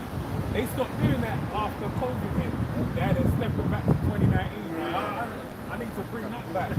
Like the world, you know, those kind of memes and that type of stuff people used to do at the end of the year, you know, fireworks down the road. Yeah, like, you know, new year on to new things, you know, new year, new me. 2020, you know, new year, new me, 2020 vision. Like they didn't never 2020 vision never saw that coming. You didn't see what, you know, and really it was a spillover for something that happened from October. Yeah. So it's been in motion. Because I remember we brothers were kind of keeping an eye on it. By the time the lockdown comes out, They were already doing madness in China. That was when they were like grabbing people up, dashing them in hotels. They had the warlord man, then they weren't letting man into certain towns. And then it's like that was happening. People are like, oh, crazy. Like, and that shows you we had the vision. We had because we saw these things and we were like, wait, it might be the thing. And it really kind of through. Let me read this to contrast and spread. Proverbs 29 and 18. But where there is no vision, the people perish. But he that keepeth the law, happy is he. Alright? So basically, when there's no vision, we have the example of Saul. Saul had no vision. What did he do? Really, he should have been patient. He should have took it low. Went lowly and said, I'll wait for the Lord. All I can do is go by what's set in front of me. I have these men here. I just know after they're to eat things, just lay low. But wait, he lost his mind. He said, no, I'm going to go to the richer end of it. Press down there with a fucking mantle on. You know, the hoodie, you know, the big hoodie mantle you can't see. Then when she started doing her thing, she saw it Saul, the same man that set forth the decree where all witches should be put to death. She couldn't believe that he could come to, like, right, why are you coming to me for this? And then she ultimately bear witness to the reason why that was said anyway, because Samuel judged him and said, look, this time tomorrow you will be with me in the spiritual world. But that shows you that was a great example where there's no vision, the people fell, right? So, but we spoke to the latter part of the verse. And if I may add too, brother, like just based on what you just said. Let me just finish that and then you can say it right. So like I said, like it goes to choose what he's saying, but he that keepeth the law, happy is he. And that goes back to the point of the school would have really just been like, you know what? They get there, you know, vision or the seers of the stuff before me, I would have been fine. Alright? And that's why we need to know the vision being for an appointed, and that even goes into as well. The vision's for an appointed time. You just have to be patient, man. Certain things you see, like we know the main prophecies are World War III, the seeing, and the Lord's return. Now, those things didn't come yesterday, they come the day before, a couple months ago, a couple years ago. But guess what? We're still here. We know it's going to happen, but we don't know when. Right? So, those terms wait for it shall surely come to pass. Right? That thing we have. Right? We have to hold on to it daily. Yeah, it's not about that too long. Yeah, because what you were saying is a very point. And the scripture was just in my mind where it reads, not one of these shall fail. Yeah. So, you know, the visions of the scriptures, everything is written there for a reason. You know, it's primarily for us to serve as the prophets, you know. Everything's well presented for us to learn. You know, and all we need is men to open our minds to perceive these things and hold these things daily. So when these things happen, we won't get so bugged out about it. You know what I mean? And we'll look forward to what he was saying. So when these things come to pass, like I was saying before, like I said, we get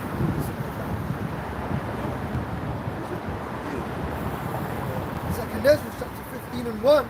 Behold, speak thou in the ears of my people the words of prophecy, which I will put in thy mouth, saith the Lord, and cause them to be written in paper, for they are faithful and true. So I was saying, man, that's pretty much it, man. You know, that vision. The Lord gave his men the eyesight to see. You know, because one thing, having the book, you know, as I said, caused it to be written in paper, for they are faithful and true. You know, the Lord was not the compilation of the scriptures, you know, that, and preserved it. But then the next level is the understanding, which is what nobody had. You know, now you can go to like chapter Revelation, the 5th chapter. You know, there was none found worthy to open the scroll. You know, but from Yahweh Shai down, you know, the sacrifice of stuff, and you know, the order on down, and the Lord allowed that knowledge to be released, and in its correct time and season, it's been preached on the earth. You know, so that, Daniel 12 said, you know, shut the book, seal it until the time of the end. And that's the significance as well, in the time of the end. Because that's the thing, it's all going around this matter of time. And then even with these things, that's also a matter of time. You know, back 700, 800 years ago, that wasn't the time for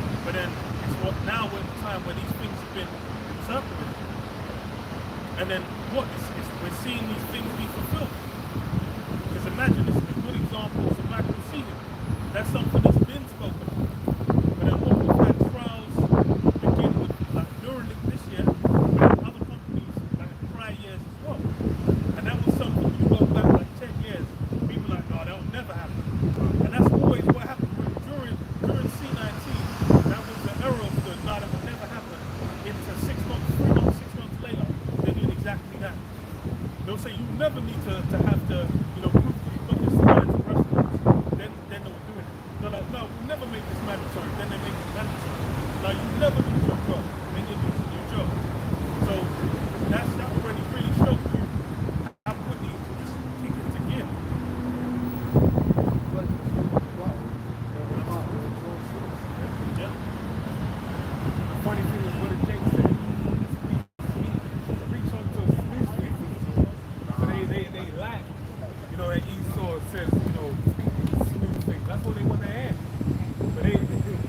why he's got your number, because you know, I'll give you what you want. But guess what? You can hold it, stamp it in the back door. So read this. First Thessalonians 5:1. But of the times and of the seasons, brethren, you have no need that I write unto you. For yourselves know perfectly that the day of the Lord so cometh as a thief in the night. For when they shall say peace and safety, then such destruction cometh upon them, as travail upon a woman with child, they shall not escape.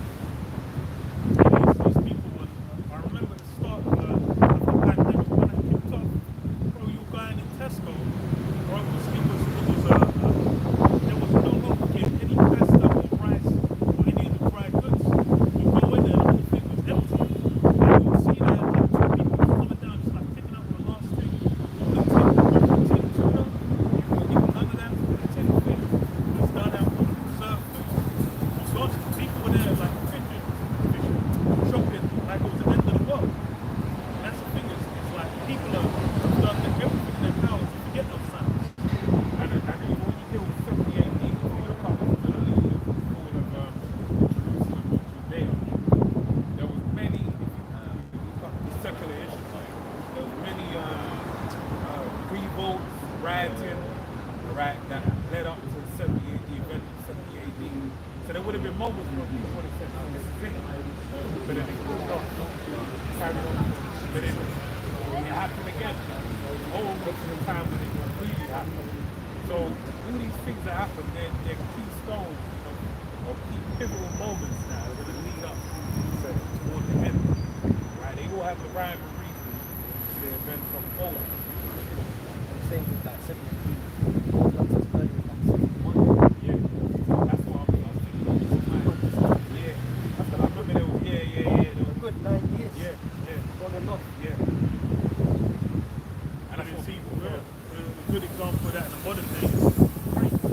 Because imagine it was like 2014 when the Crimea invasion happened. Then for the full like Ukraine main invasion, it was 2021. That took like seven years. So it's like these things happen all the time. Even like with Israel Palestine, the state of Israel Palestine, that's been back and forth in the 60s.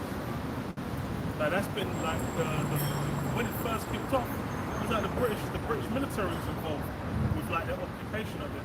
But then after they passed off the leadership over, then it's just been an endless back and forth. It cools down. And that's the thing, it's like that was normalized. It just like this one hit a new level of heat where it became the global focus. So it's and that's the thing, is like even seeing that, because it's one of those, I remember growing up, you would hear that on the news, you would see it, people would protest, then everyone would forget that. The next thing would happen. And that's kind of been like that. Since 2020, that's really been what it's been. Because even now, it's like, who's really talking about Iran, where they blew up the what do you call it, the leader of Hamas. Like people ain't really, that ain't even been like as major news as it is. Because then that's something where it's like when what's his name, Soleimani, when the general got like carpet. Soleimani, when that guy got carpet bombed, everyone was talking about it. I was like, oh shit. That's when everyone was making the memes about grafting and whatnot. But then it's like now it's not even that relevant. When his brother did Isaiah 13, I think it's 13, shall be able to change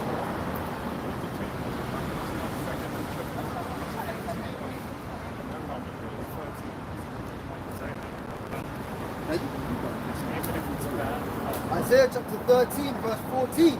And it shall be as the chase roe and as a sheep that no man taketh up. They shall every man turn to his own people and flee every one into his own land. Yeah, so this thing's gonna happen real quick, right? Like the brother read before about Habakkuk, right? Don't tarry, wait for it. The moment it goes, it's gonna be, the time, and this is the beauty of it. The Heavenly Father sped up time. For a lot of people, it seems like, it could never happen. But unbeknownst to them, these things, things have been set into play away from their sight. So if you're being mindful of it, like the brother mentioned with a Muslim guy and slave, no one's talking about it. So they don't know that one step that's leading to that day of the Lord. They're not aware of it. They're not aware that that's we've moved closer to it. Right? But then by the time it arrives, we're going to be like, how did this happen? But then you look back and it's like, if you got a news thread or you can check a brother's video channel out where he's going through the prophetic events, you'll see like, wow, he's been speaking about this going back 10 odd years or whatever. And these things have progressively got worse and worse and worse. And he's even updating you on certain points. Oh yeah, remember that thing happened there? That happened again. You know, they're further along now. You know, they said they were going to do this, but they did that. If you paid attention to everything, you would see, wow, this shit's happening, it's moving. But for the most part, keep waiting. Right? So that's why when it happens, it's really just going to go whoop. It's just going to take like a chase road. Have you ever been in the wilderness, in the forest or anything, and you see a road, running in the forest? And them trees here, they're breaking up a branch, and they're gone, they're off, springing away. That's how this thing's going to be. It's going to be like that. Before you know, we're in the midst of the Lord making a return on the earth. You know?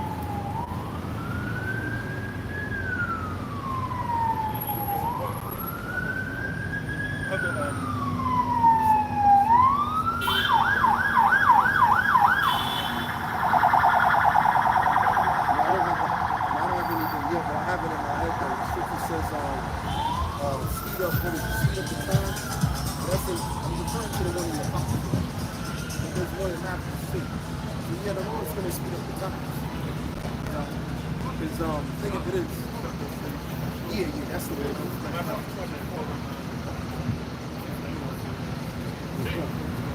Perché no?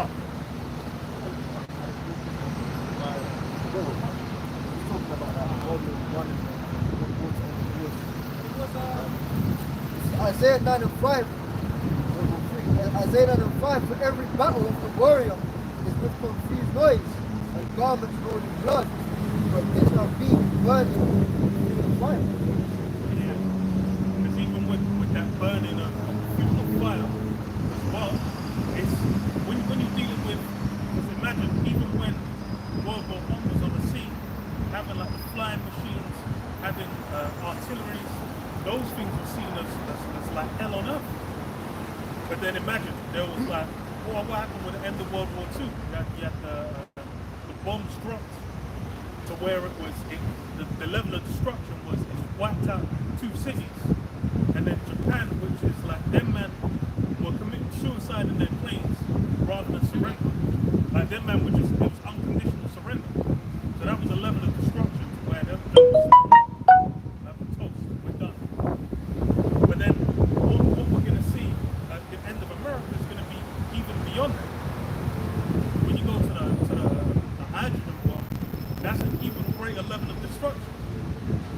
And then that's something where it's like, that's not been used in a conflict to where people have seen like the full-scale impacts of it. And then that's why people are like, yo, it could shred the atmosphere. They're talking about nuclear winter or whatnot. Levels of destruction where it's like, damn, people are going to be full times through. And that's really how much of a shift it is. And that's why you really need to be like, brothers who have vision, imagination, you really need to have it in your mind of the extent of things you can go to. Yeah? Because otherwise, it's most people, they're not really trying anything. They're doing everything in their power to not think about it. It's ironic. Just like the brother mentioned, leave the world behind. You've had countless movies, TV shows and whatnot pushing out that desired vibration for the longest. It's like for the UK, was it 28 days later came out forever ago as well. Children of Men, that came out forever ago. You know what I'm saying? Yeah, because even with that, all the immigration stuff people are talking about, people have started using clips already. Yeah. And I was like, yo, well, you guys have seen that movie then. But that's the thing. It's like that's something I already saw where like what? The police ran up and they're like, we've got our passports. You know, it could easily push to that. Well, that's the position why I think they push it for all these left. You know, what they want. So, but that's gonna, snowball into the chick, Mark, right? So, these things happen whether you like it or not. But these movies that you're mentioning, they show these things happening, all right? And they really, if you understand how they operate with Hollywood, the hollow wood, their parts are broadcast, letting me know what's going to happen in the future. But if you're wise, you'll be hip to it. You see these things and be like, wait, are they trying to tell us something? Like Leave the World Behind, it had the thing with Teslas, right? It had the thing with the phones and different things like that. It showed a lot of the full event. A lot of people got hung up on the way the movie ended. The movie, it was more about the message as opposed. The end was to me on a creative level. I liked it because it really then posed the question to you like, okay, what is the end? It's meant to make you think like, what would be the end of that? That's not the end. That's the prequel, right? What do you think with that shit? They're showing you a prequel as a normal day. Oh, let's just go over to the after. Let's have some time off, get an Airbnb, chilling out, get decompress, eat some homemade food, swim by the pool, relax. Little hike in the wilderness, then come back to the city, Brooklyn, and go back to life again. But what happened? They by chance, they got lucky and basically escaped from, destruction that unfolded in the city. But them type of movies, they're really trying to make you think, alright, like how plausible is this situation? How much of a possibility is something like this? How much is it possible for something like this to happen? Right, and this is hugely possible. That's what the movie's trying to show you. Tesla was driving from after that movie came out, there was like 10,000, Tesla. They recalled some of them, and then the self-driving was not working for the longest while. They said there had issues on that, and then there was like people putting videos together showing it doesn't recognize like people. But then I was gonna say even the Windows 11, the huge crash that happened. I was like, imagine that. That was just like one faulty upgrade being pushed on like one particular and that was meant to be like a kind of an antivirus program that was working where they were updating it to put further protection. But then I was going through a guy explaining it's like he fucked up one thing in like the update to where you have to then manually have someone go around to every individual PC and fix it. So it was like, because it fucked up how the install went, it was like, and then that was set some of the PC, like that's why there was a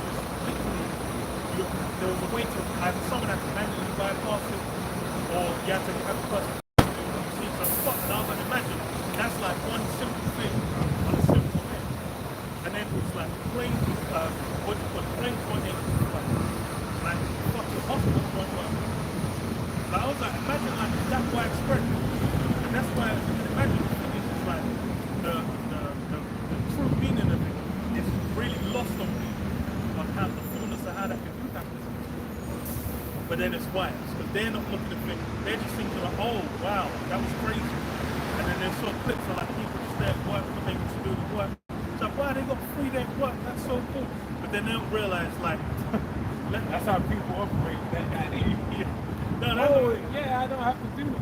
Yeah, but then think about the people, for you to your day to operate, certain people need to be doing their job. Yeah. So if they're not doing their job, you can't do it.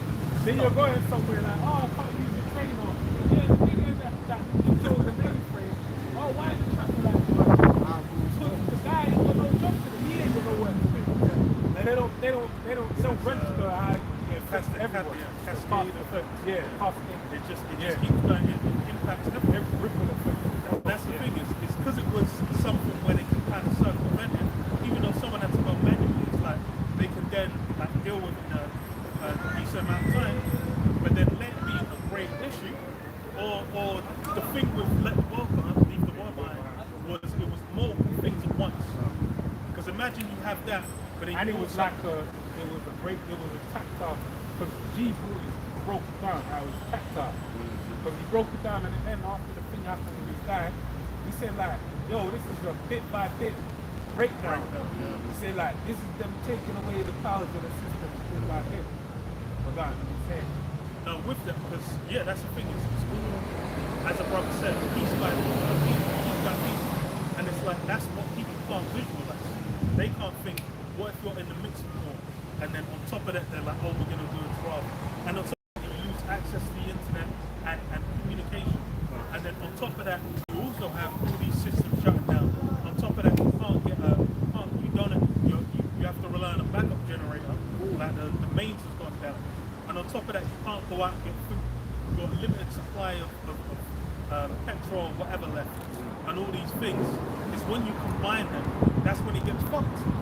And that's the thing, like, when you go to, that's what it's like, you go to places where they become war zones, those things, there's all kinds of things. What happened in Palestine?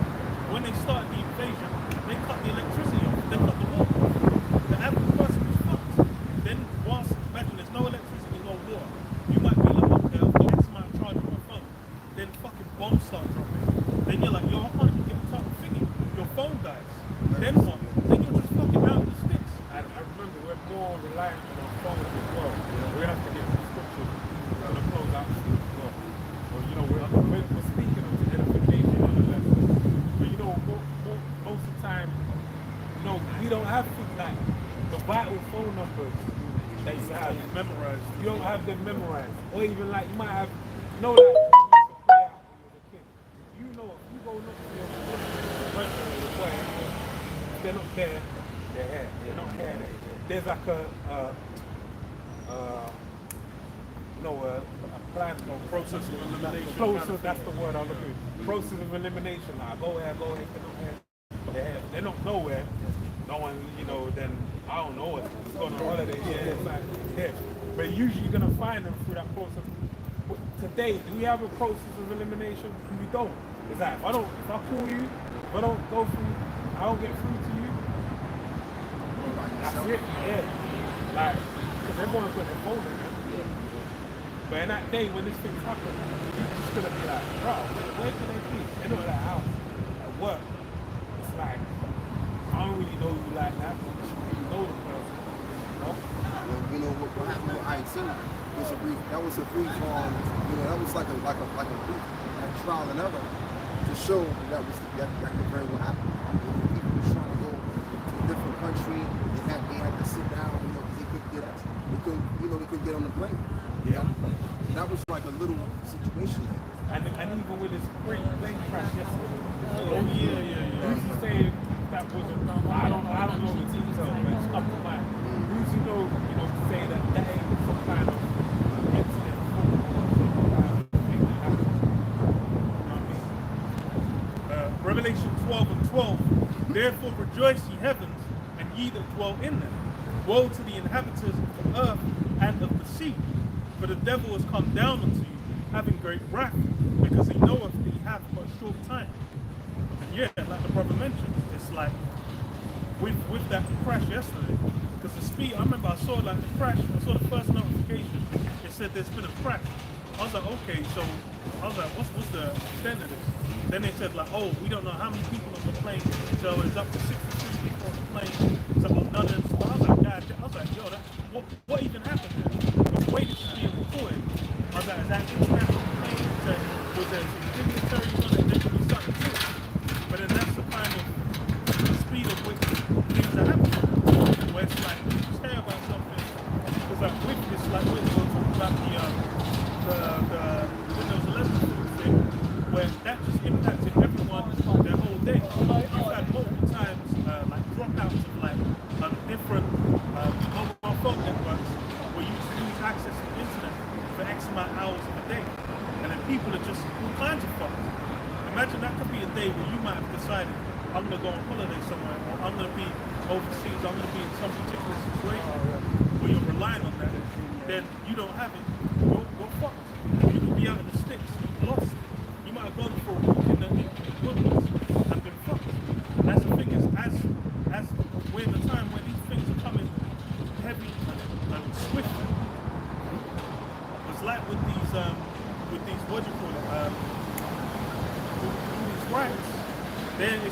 might seem to have calmed down, but then really it's a thing where it's like, I was seeing like screenshots of all these different like WhatsApp groups and whatnot, where Telegram groups where they're trying to organize, and then they're just like people are in there and seeing where they're moving to. They might have moved on to something else where it might just be like, okay, we're gonna go word of mouth and then just show up somewhere. Then you could have some fuckery go down off the back of that, and who knows? And that's the thing. It's all we're in that time where it's now. It's on top. Everything that happens is sharp, it's direct, and then people have to notice. It's not far from with the traffic. It's not far from that could be a system shutdown. It's even from like an aeronautical stance when you check the video, yeah, that wasn't a crash of we've lost control.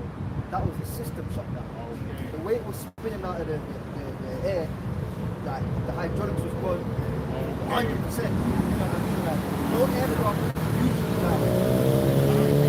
it's diving, like it's got velocity, it's got direction. That was like some bottle in the air to come down. We see what the black box thing says when you analyze it. Yeah, but more than likely that was like some hydraulic system failing. It's funny because there was another crash that happened. I can't remember. It was one of the European countries. They said they had a crash as well recently, and they only found out yesterday. Was it yesterday? Maybe yesterday or the day before. That was a pilot error. So it's like I was like, it's ironic that came out, and then we have another crash. And then you also, it's like, you have incidents like this as well, like what is it, M8197 or whatever, the one, the Malaysian Lions one, where they say they still don't know what the fuck happened here. They're probably got shot down. But then it's like the thing with these things is these systems as well impacting things. And then like you might hear about these things until it's too late.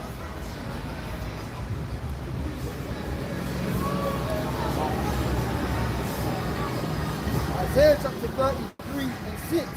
And wisdom and knowledge shall be the stability of thy times, and strength of salvation. The fear of the Lord, Yahweh Shai, is his treasure.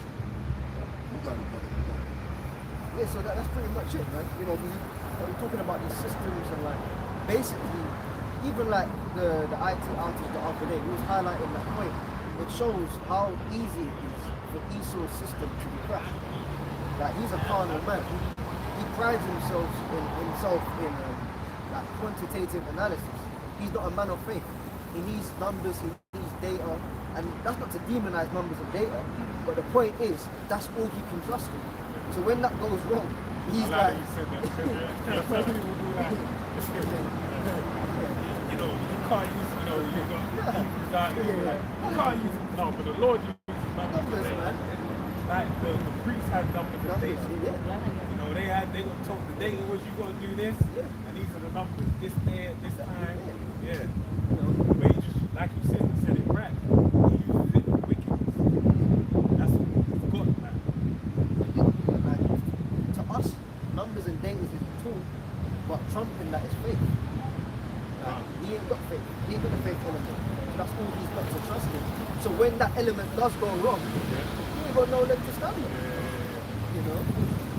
Anything's gonna keep trying to make it work. Like, oh, but the data says it's meant to work. Where in reality, you gotta have it, like you said, the spirit. The spirit will make faith element make the difference. Maybe I'm trying to hold it. You know, let's see what's hold it. You know? I got one last precept. This is 2nd Ezra 15 and verse 12. It says, Egypt shall mourn, and the foundation of it shall be smitten, the plagues and the punishment that the Most High shall bring. And you know, just like the brother was talking about, that you know, this world is eventually going to, you know, experience its end in many various ways. You're gonna have, you know, the family is gonna kick in. You know, you're gonna have all of the you know, the electricity which is gonna be altered. Therefore, there's not going to be no businesses, and you know, just to keep it more basic, which is already being planned, you're going to have economic collapse. there's gonna be, you know, a shock to all of these banks and all of these, you know, various things. You know what I'm saying? So that's the point we're getting down to. We're getting down to the point where there's not gonna be no more society. You know, but there's gonna be various different places in this place, and then you're gonna have evils between the people, like you have right now. Which, you know, this situation gonna be ongoing, maybe. You know, but we'll have to wait and see. But something like that is going to happen on an extra level when this place literally starts to affect. And we're literally going to see race wars, various class wars, all kind of stuff is going to pop up. It's going to be into these various places. That's all I have to say.